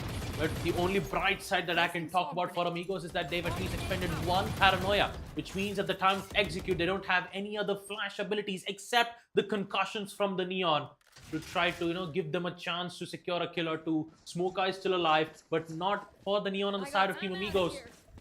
They will have the capture of the spike. Meanwhile, the breach all the way deep within the enemy's territory. This lurk would be huge. He might be able to take out both the Sova and the Omen. Spikes would be made. Neko only having a sheriff in hand. The turret will give away his location, so it's going to play very safe. Not just yet. The turret has not shot. They have no idea where the opponent is. Now they do. Right with that peek, Elite shuts down Ginola. And Karamil from the backside, for sure, seizing this round on their own side. Smoker, he's towards the gong. He's been shot upon, but I believe it's going to be flawless. The moment I was about to say that, Xeon on the other end, he did showcase his talent with that sheriff. Couple of shots, but the third one is not going to be that easy as Elite. He comes in with a cleanup crew and takes that round. 3-on-3, ladies and gentlemen. But the shocking factor here is, this is a pick from 120 FPS, right? Yeah, I hope so. Yeah, I believe it is a pick from 120 FPS. And talking about it, the first half, it's 3-3. Now, it's a 3-sided map. Yeah. It's always favoring the attack side. Always. And who is starting with the attack? FPS. That's right. Now heading towards the defensive side, they're going to face the wrath of Amigos Esports, which I believe is clearly not a wise decision, if you ask me. Yeah. But only time will tell once we get to see the witness of the situation. Smoker, overdrive's active, paranoia and every single ability has been used. So is Neko's rolling thunder, trying to flush away the opponents to go back towards the side as Neon could make an opportunity. The garage push will be made. Neon, amazing shot to take out Xeon and Ginola. Elite, just control of the side as Neko is just going to fall down as of now, but his information is given from those footsteps.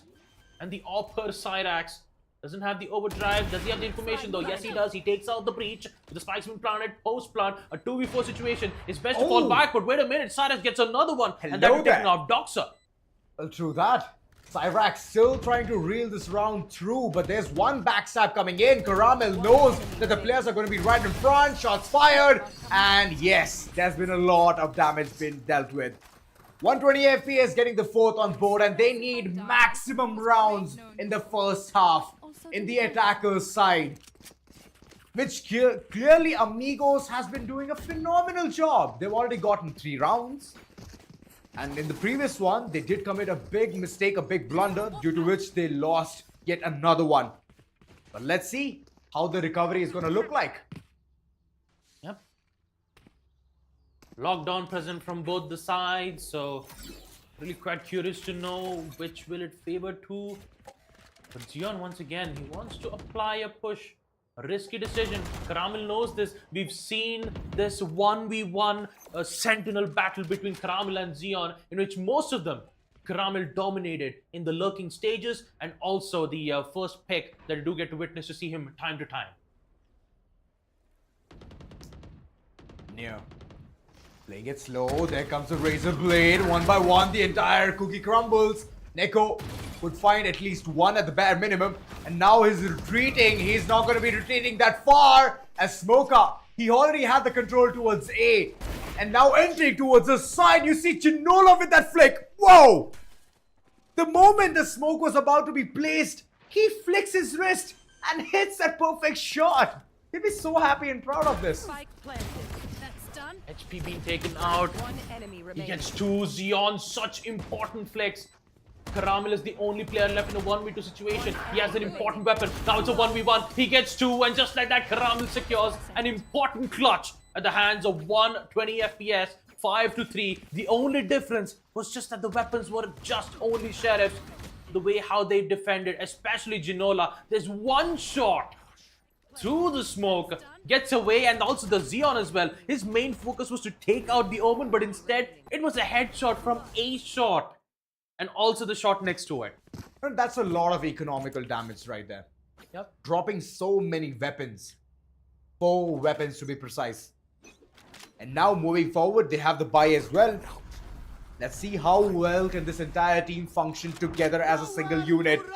Understanding all the odds, Hunter's Fury applied, but the pressure is on. Cyrax has taken one player out alongside Ginola, doing God's work, taking down Caramel, the lurker, who always ends up getting a frag or two. This time has to go home empty-handed. Yeah, the push will be made though towards C. Lines of sight being blocked. Post plant will also be met, which means Jugga and Cyrus should, come back towards the C side as fast as possible. Once they are in position, then and only then would they head in towards these executes. You can clearly see the stacks being made, and look at the beautiful usage of this rolling thunder. But somehow Cyrus gets one, Neko gets the other with the aftershock. What is this turnaround? As Dogsir is so confused, like what exactly happened? All of them were in stack. Rolling thunder. Cyrax just, even while concussed, he gets a headshot. No, who was selling that Neon is currently nerfed to the point where it cannot be used? Enough said. Yeah, the nerf set, right? Yeah, the nerf set, yes. I was about to say enough said, but yeah, you were clearly right. Nerf set.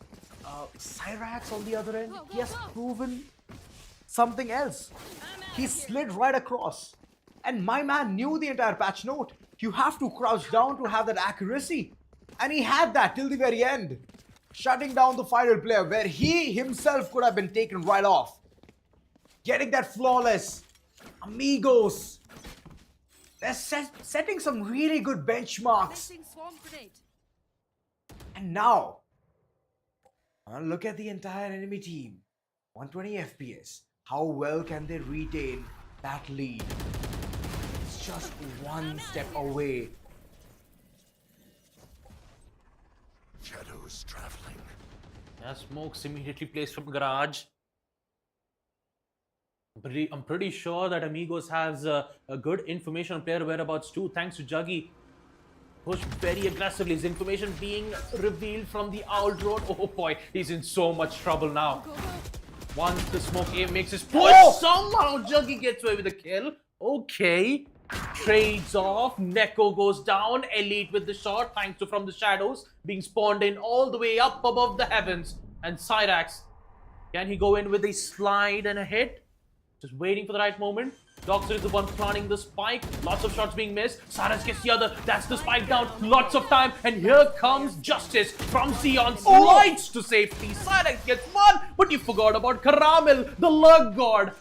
Just arrived in the nick of time as he arrived just at the right moment.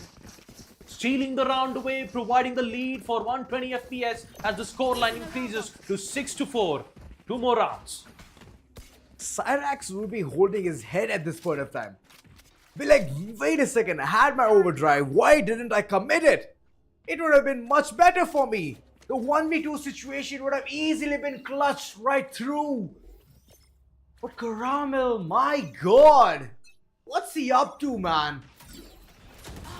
knew the exact timing, knew the moment, and with that gives it momentum to the entire squad. 120 FPS for now, steamrolling. Already has a 6-1 on board, but there's a big mistake being committed.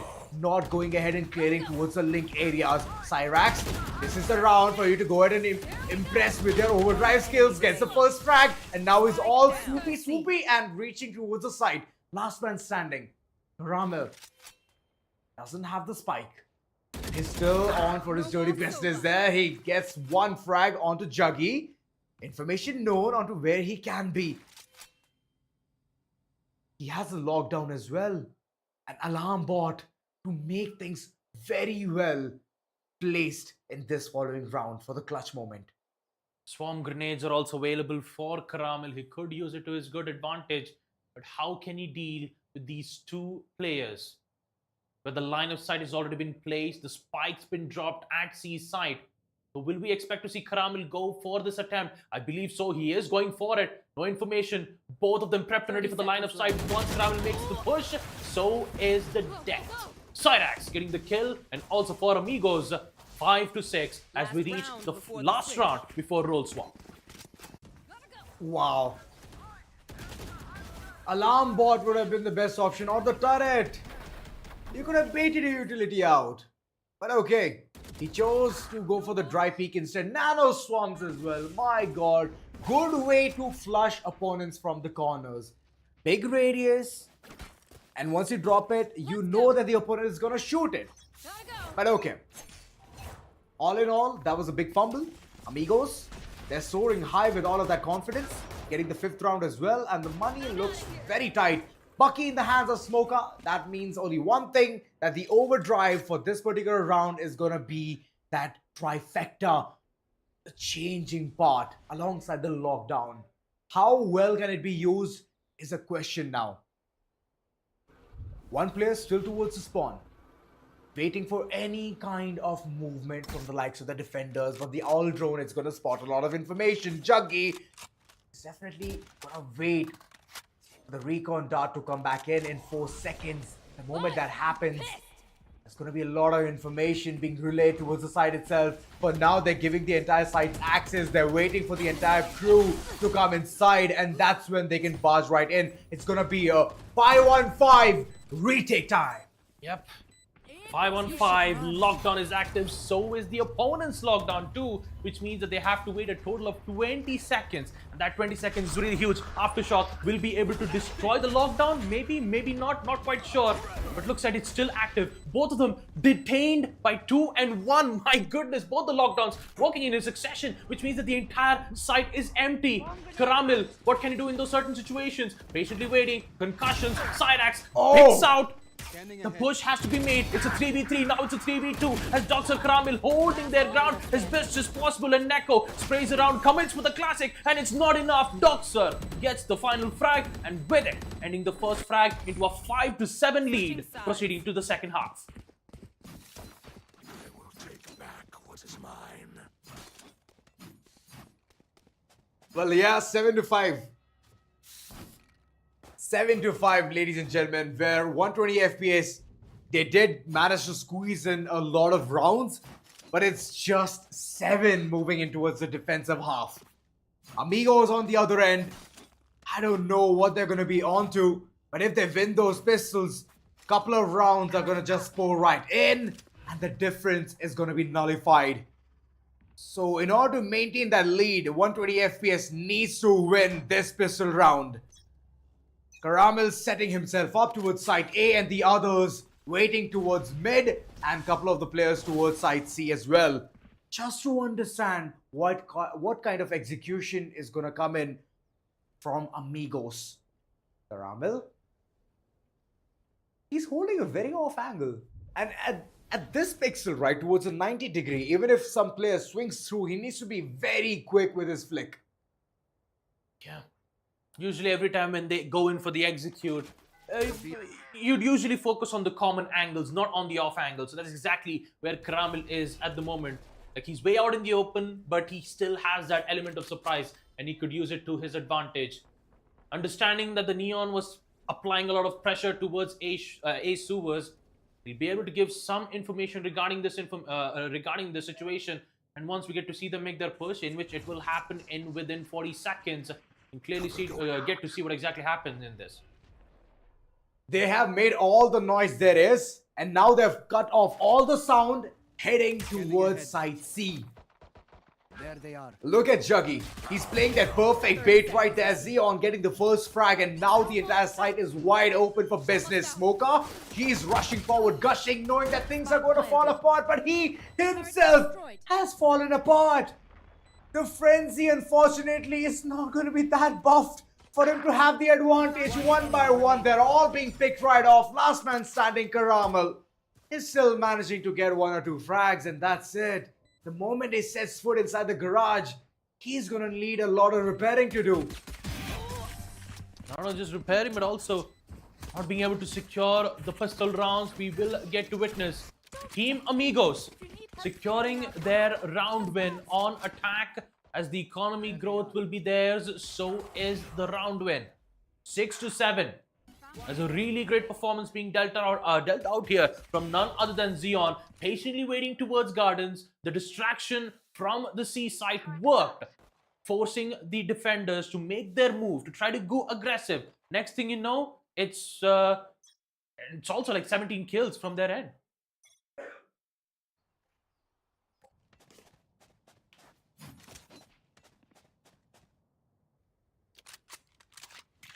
True that. Having the bonus,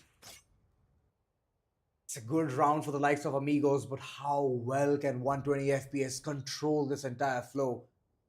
They have invested in sheriffs, Smoker especially. In the previous round, he invested on the frenzy. Unfortunately, he did not even see a single frag. But will it be the same case for this following round as well? Caramel, he has a sheriff. There is one player towards the spawn area itself. Alarm bot placed towards the windows area to get that amount of information onto what's going on towards the side. But the execution, it's all in. And Smoker, he's currently baffled with all of those utilities. Dumbfound that it's going to be this move itself. Smoker, little do you know, the entire site is in control, and there's a post-spawn situation as well. Did not check around the block, and Juggy managed to shut him down alongside multiple players. Docs are good for one, but eventually he has to fade away as well. It's just a slaughter fest for the likes of 120 FPS. Yeah, with just Caramel left, the judge just slides away as Cyrax secures the final kill, equalizing it to 7-7. Amigos, they will ensure that they would get those 2 round wins as best as they can. For the side of FPS though, facing major issues. Previous round, you get to see that entire 4-man stack from mid, hoping that if they do make their presence known towards mid, they would be able to like get a kill or 2 and try to use those upgrades as effective as possible. Cover going out. 7-7, and finally the full buy. 120 FPS, Neko, well, he's already initiated things on a really good note for the likes of Amigos. That's a big frag controller right out of this entire situation. Near, little does he knows, Alex is right around the corner with the judge in his hand, and the close range is obviously going to be far superior. Smoker, good for the trade, but the man count disadvantage is still stinging. FPS, not anymore. There comes Smoker with the drive, and that drive-by gave him yet another frag. 3-on-3. And the entire lot, with the likes of Amigos, they're heading towards site A. Smokes all across, paranoia as well, but there's this one player playing towards Haven. It's Doxer, waiting for the right amount of information. Genola right in front. He shot down the recon dot. The owl drone, what can it retrieve? There's a lot of information, but no pings whatsoever. It's fired. Juggy is not giving the living space for Doxer to go ahead and breathe, and Xeon, for now, he's gonna be the one, the game changer for this round, getting the 8 and the lead as well. FPS, you gotta take a timeout, man. It has to be now. Yeah, where is the timeout? Where's the timeout? Like, no timeouts. Like, literally in the first map, we didn't get to witness any timeouts from either of them. And including on Map Haven, there is no timeout. I think it's best for them to have some. It's like they're playing rapid fire, sitting on the hot seat, thinking that, you know what, now's the time to make all kind of rational decisions. And let's do it. Go, go, go, go, go, go, go, go. It's No, like it doesn't speed work. chess. Yeah, it's speed chess. And every single time they're getting checkmate. Yeah, it's just that it's like speed is good, but sometimes there will be certain situations where you have to apply brake, where you have to drift across tight corridors. I could see that coming in from Smoka though. The drifting. Like good. And the movement and the speed and Cyrax shutting down Caramel, getting the side access, and from now it's all gonna be a post plant. Xeon on the other end, he knew there's gonna be one player heading towards the back lines, thinking that he's the smartest lad out there, shutting them down as well. And Smoker, he had that hero weapon, he had the Vandal. Unfortunately, the Vandal could not see more action coming in. 120 FPS, one by one, they're crumbling down. The last man standing, Doxer, what can he do with just Spectre in his hand? Nothing. And there comes the flawless for the likes of Amigos. Remember, bullets hurt. 4 I'm out rounds here. back to back. There you go. There's the timeout Gotta go. from FPS. Oh, Finally, they did it. They got the timeout. It's best to reset. It's best to understand what went wrong. Then and only then will they be able to fix it. And yeah, sometimes timeout is also good for having food. and snacks. Snacks are also fun. Cyrax has been farming those kills, man. But unfortunately, that kill hunger towards the game is not going to give you anything as a fuel, right? It's only going to motivate you further. But for the fuel, you need to eat. And that's what Cyrax is doing. That's lovely. Yeah. Let's go. The more fuel you have, the more chances you have to unlock overdrive and swing in. The only fuel 120 FPS needs is the confidence fuel. It's lacking. Yes. They're making some silly mistakes due to which every single thing is just crumbling for them, especially once you talk about the site execution. Amigos Esports have dominated Haven in their previous meetings against 120 FPS. Their ability to read rotations, hold sites under pressure, and adapt to aggressive pushes have given them the edge time and time again. So, yeah, very well said there, Factoid. Thank you for summarizing the entire thing that we wanted to talk. Yep. Now- Factoids for the win. And now my entire point is a moot point. Oh boy. As we focus for Amigos. AI these days, man. Yeah. Anyway, Yeah. let's focus. Yeah. Right now the execute will be made very quick. The concussion working so well. What? For Doxer. Oh boy, side axe. Fortunately doesn't get the second. Recalling my But the trade-offs will be made immediately. A quick, successful execute and a quick post plant. Information quickly given as Caramel tries to bunny hop his way all the way towards A-Long, only to realize that the situation is not in their hands. Well, true. They don't have this information that there's another player creeping along with him. It's gonna be a good combined effort, but they need to hit their shots. Caramel good for yet another one. That's a good trade-off coming in. Elite gets another. This is big. This can be a potential round that they were expecting. Juggy, he's stuck in a 1v2 situation where it's a post round. Juggy gets good for one. He's good for one. And the second one as well. 4 frags strong. Juggy clutches around and it's a double digit. Amigos! Juggernaut saves the day for Amigos. They're telling Ola from the grave, man. My god. I mean, what was that shots though from Elite and Caramel? Look at that shot. So crispy. So precise.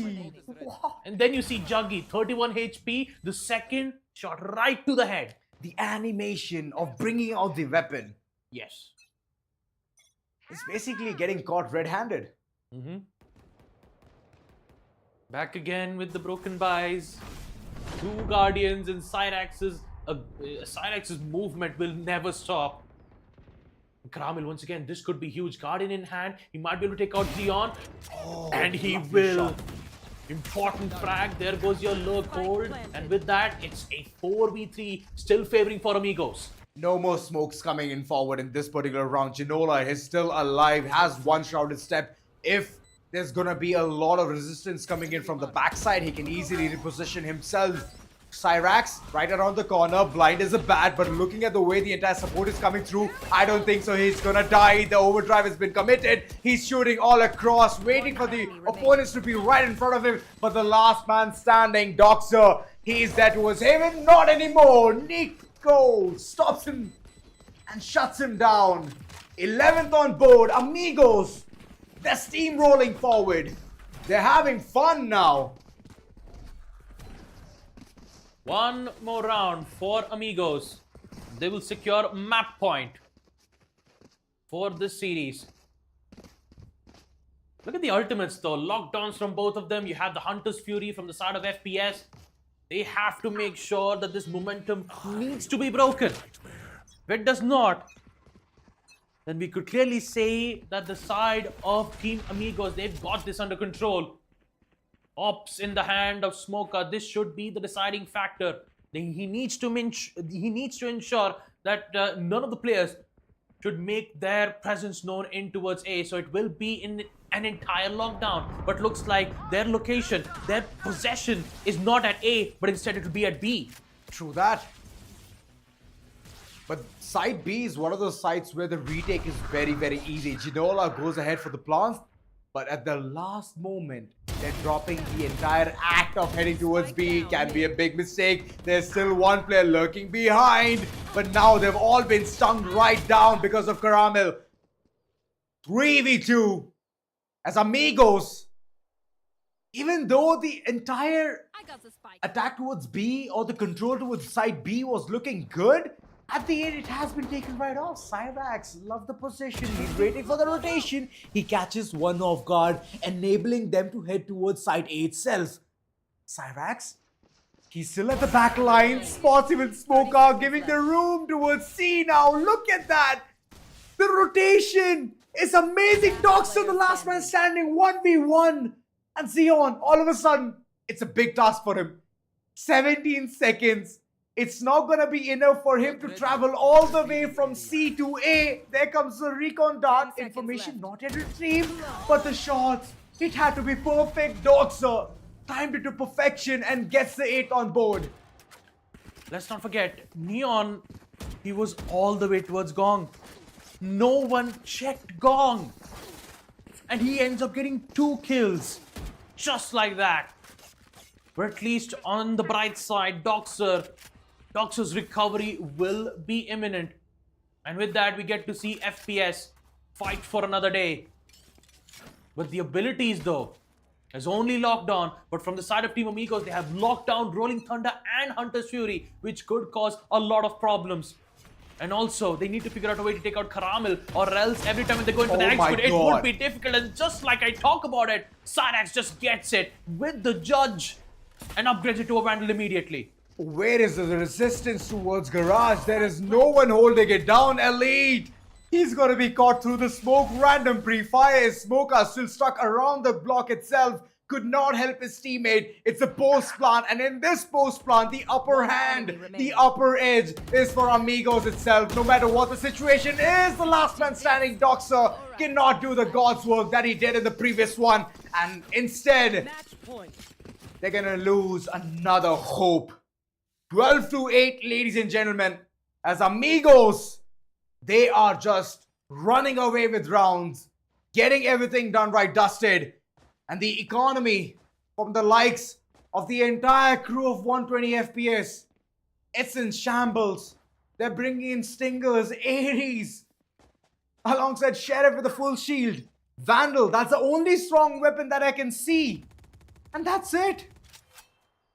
A broken buy makes it very difficult for the side of FPS. I have to play it very close. Elite, what are you doing? Okay, he gets away with one.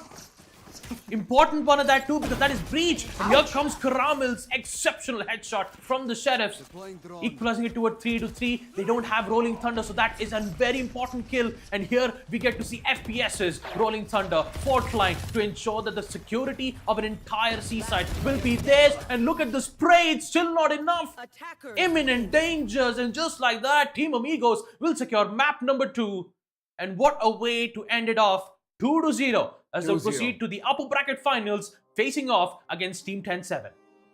Against 10-7. Oh boy. Okay. Yeah. It's going to be tough right there. But wow, good performance coming in. Amigos, they assess the entire situation and it's their home ground, man. I have no idea why 120 FPS thought that Haven is going to be a really good pick. Eventually, they got beaten right up to pulp in their own map pick. So, mistakes all across. And finally, when we saw the timeout coming into the picture, there was a beautiful clutch as well. Juggy, you juggernaut.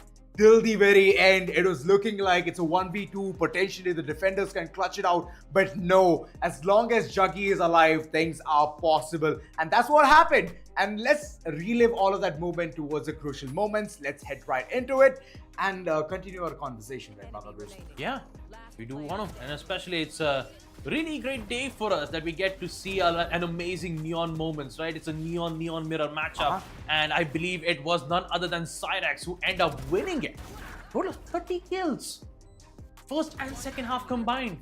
Smoker was also doing his best job as well, but the shots that I witnessed from Caramel, man, my goodness, what an amazing sentinel, what an amazing player. But unfortunately, he will have to fight another day in the lower brackets. Again, I'm guessing he had the team will be going up against the Covenant in the lower brackets too. It's all right. They still have yet another try.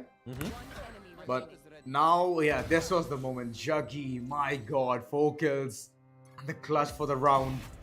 Beautiful, absolutely beautiful. Cyrax on the other end, he did not stop at all. Whenever he got the option to go ahead and pop his ultimate, he did till the very end. He's getting that ultimate, he's using it, zapping all of the opponents right around him, getting the frags as well and the control towards the side. And overall, it has been him doing all of that heavy lifting to get the control towards Garage as well. So overall, I just love the enthusiasm, man. The pick itself was chef's kiss. I was so happy. Yeah. And just like that, I believe that was our day 4 done and concluded. But still, there's still a lot more that we have to talk about, right? So, yeah, especially with the 2 maps that we did get to witness, the second map being Ascent, and of course the first map, which was really well made from both the sides.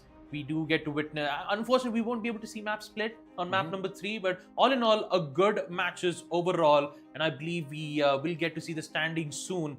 And I believe in tomorrow we will have our 2 of the most important lower brackets matchup. Indeed. Which will decrease the teams all the way up from 6 to 4. Just 4 teams. We had 8 in the playoffs. In tomorrow, it'll be 4. Excited. But I'm super excited to see how the lower bracket is going to function now.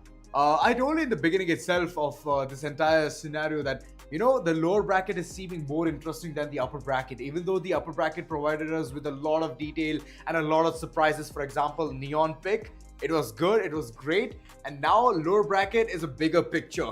Yeah. 2 teams go out and 2 teams go further. So let's see who's it going to be. Let's take a look at the scoreboard as well of the second matchup that we had between Team 120 FPS versus Team Amigos. 30 kills to Cyrax, 18 kills to Caramel, man. This guy. Second time. Caramel, man. Just, like, it's so satisfying to, you know, look at his work, especially his lurk works. Yeah. He's in mid, he gets the frag. Next thing you know, he's already with the team providing support. He's the Houdini. He's the actual Houdini. You know, he goes towards mid, gets a frag, all of a sudden he's there towards the spawn of the opponents. Yeah. Waiting for the rotation. You also have Smoker and Doxer as well with a total of 15 and 12 kills. We're talking about the side of Team Amigos. Neko with 13, and I believe the Sova 17 kills. And this was really an amazing match to look at, especially on map number 2. But all in all, it's 13-8. Team Amigos, really great, amazing matchups from them as we take a look at the MVP of map number 2. Who's it going to be? Will it be on the side of Team Amigos? Will it be from the side of Team 120 FPS? I believe it will be none other than Cyrax. The speed, momentum of Neon. 30 kills, 4 first kills, 5.3k damage, 25% headshot, 253 ADR. Oh yes. This is just the beginning, right? And already embarking on the upper bracket journey. This entire squad is very, very promising. Amigos, I told you earlier as well, They always function like a single unit and they keep believing in improving every single day. But talking about the MVP of the series, let's just take a look. Who's gonna be MVP of the series? It's none other than Cyrax. 51 kills. Nanoban, half century. 10 first kills, 9.5k damage, 26% headshot, and 341 ACS. This man is currently the MVP of the series for the side of Team Amigos, as he will lead the team to the upper bracket finals, where they will meet their arch nemesis, Team 10-7. All in all, a really great, amazing matchup that we do get to witness here in the upper brackets. But tomorrow we'll be able to watch an even much more intense matchups that's going to happen here, the Showdown Series Season 7. Oh, I want to look at the level of leaderboard before all of that. Oh yeah, that's going to be super interesting alongside the brackets as well, to just jog all the memories of the viewers out there. But to jog the current memory, it's Doxer on top, Tipty top alongside Caramel. And these two have been doing some really good work, man. Not gonna lie. Deserving spot for them. Ceylon on the other end, he hasn't been derailed at all. He's still at the third spot. And rest, every single one of them, Ginola, Neko, Yash, they're still towards the bottom three itself. Wait, Yash has been derailed is what I believe. Yeah. He's pushed down to 10. He's pushed down to 10, 35 maps. Really great changes overall in the level up leaderboards. But I believe we'll be able to see much more in tomorrow as well. There will be major changes on level up leaderboards. Top three teams will receive ride goodies as well. Top three players. Yeah, top three players will top three players will receive a really official ride gear goodies. Yes. And also, let's take a look at the player spotlights as well. You know, we would love to see all of the stats that we and especially from the side of TEC, they're just counting out. They're making sure that the maximum stats will be able to talk more about it. Well, true that. 3 players already. Wait a second. There were a couple of players. Smoker has been removed from the likes of Caramel. He has made his way towards the top 4 players now, alongside Cyrax as well.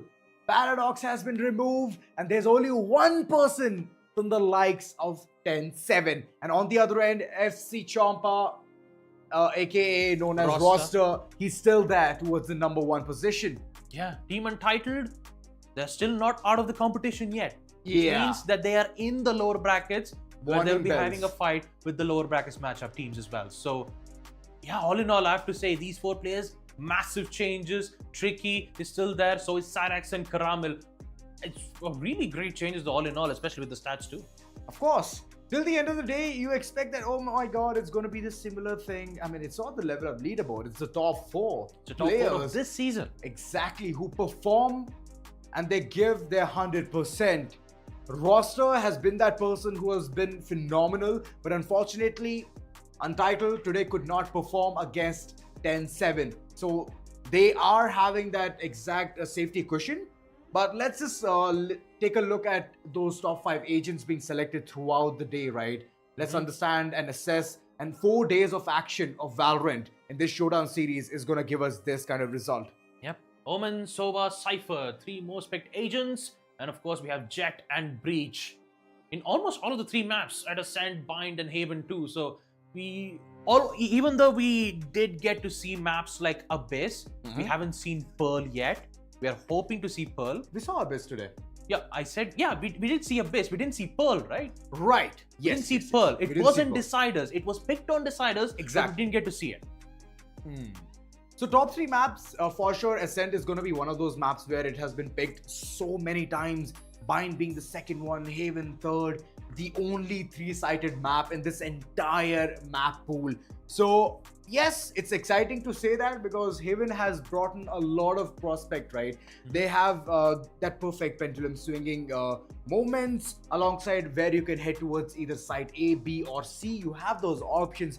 Being in attack, as I mentioned, 120 FPS had to get all of those rounds towards their first half itself, being in the attacker's side. But later on, it just did not work out. Their defense was very, very feeble and the enemies were just flooding right in. So Haven is just that example where things can go haywire in any moment. Yeah. All in all, I have to say that the way how we did witnessed on map number 2 Haven, it was just neon all over the place. And if you want to be quick and speed just like neon, make sure to check out the crucial latest products of DDR5 Pro 5600 CL46 RAM that delivers 1.75x faster speed. So you can also be as similar to neon, fast as lightning. Fast as lightning, performance-wise, alongside your work and playing balance, right? It always is like the perfect stability. Just balance. Yeah, the as balance. all things should be. Zen. Now, talking about the SSDs, X9 Pro, well, it's a portable SSD, gives a speed over 1050 MB per second. You can download your data, you can take all the data from the SSD alongside upload it in a lightning fast speed. So guys, what are you all waiting for? Check all of that information down in the description. It's even pinned in the chat section as well for your comfort itself. So go ahead, tap on the link, understand your product and buy it. Yes, and of course, we do have to give an amazing shout out to this to the Spawn virtual environment. It is amazing, which is powered by Brainstorm, designed by Fury, and of course, beautifully executed by the Esports Club, where esports is done right. Absolutely. Well, guys, 2 games all done and dusted. We all have had a big laugh about how the strategies are going to come through. And yes, we shared a laughter too, of course. But overall, the day has already come down to an end. First 2 games, it was amazing. And I was just excited to see more. But unfortunately, we could not see the third map at all because the scoreline itself was singing 2-0 all across.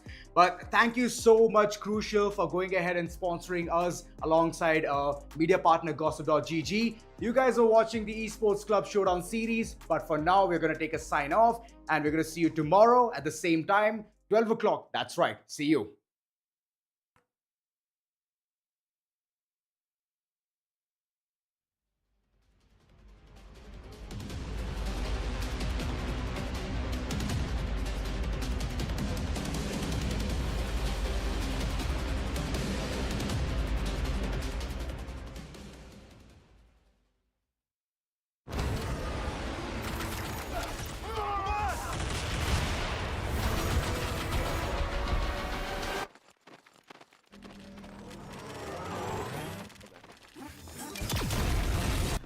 When are you gonna upgrade your system?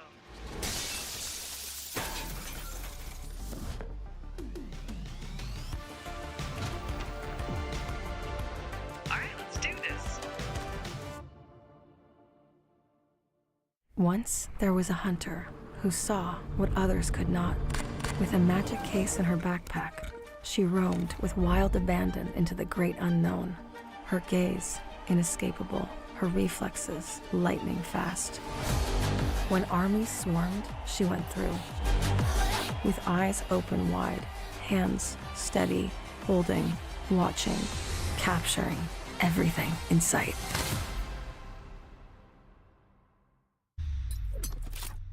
The Crucial Pro DDR5 RAM kit comes with a sleek, modern look that will complement any build. But aesthetics aside, it's the performance that really matters. So let's dive into it. The default JEDEC timings are 46, 45, 45, but it does come with 2 XMP and Expo settings for those looking for a little more performance. With XMP 3.0 Profile 1, you can push the speed up to 5600 megatransfers per second. If you prefer a slightly lower speed but tighter timings, Profile 2 offers 5200 megatransfers per second at 42, 42, 42 timings. We've run some benchmarks and stress tests to give you an idea of how it performs. In general, dropping the speed and tightening the timings with the second XMP/Expo profile yielded better results for us on our test system. Paired with a Ryzen 7800X 3D, we saw anywhere from a 1 to 5% performance bump depending on workloads. All in all, the Crucial Pro DDR5 64GB RAM kit by Micron is a fantastic choice for first-time builders and enthusiasts alike.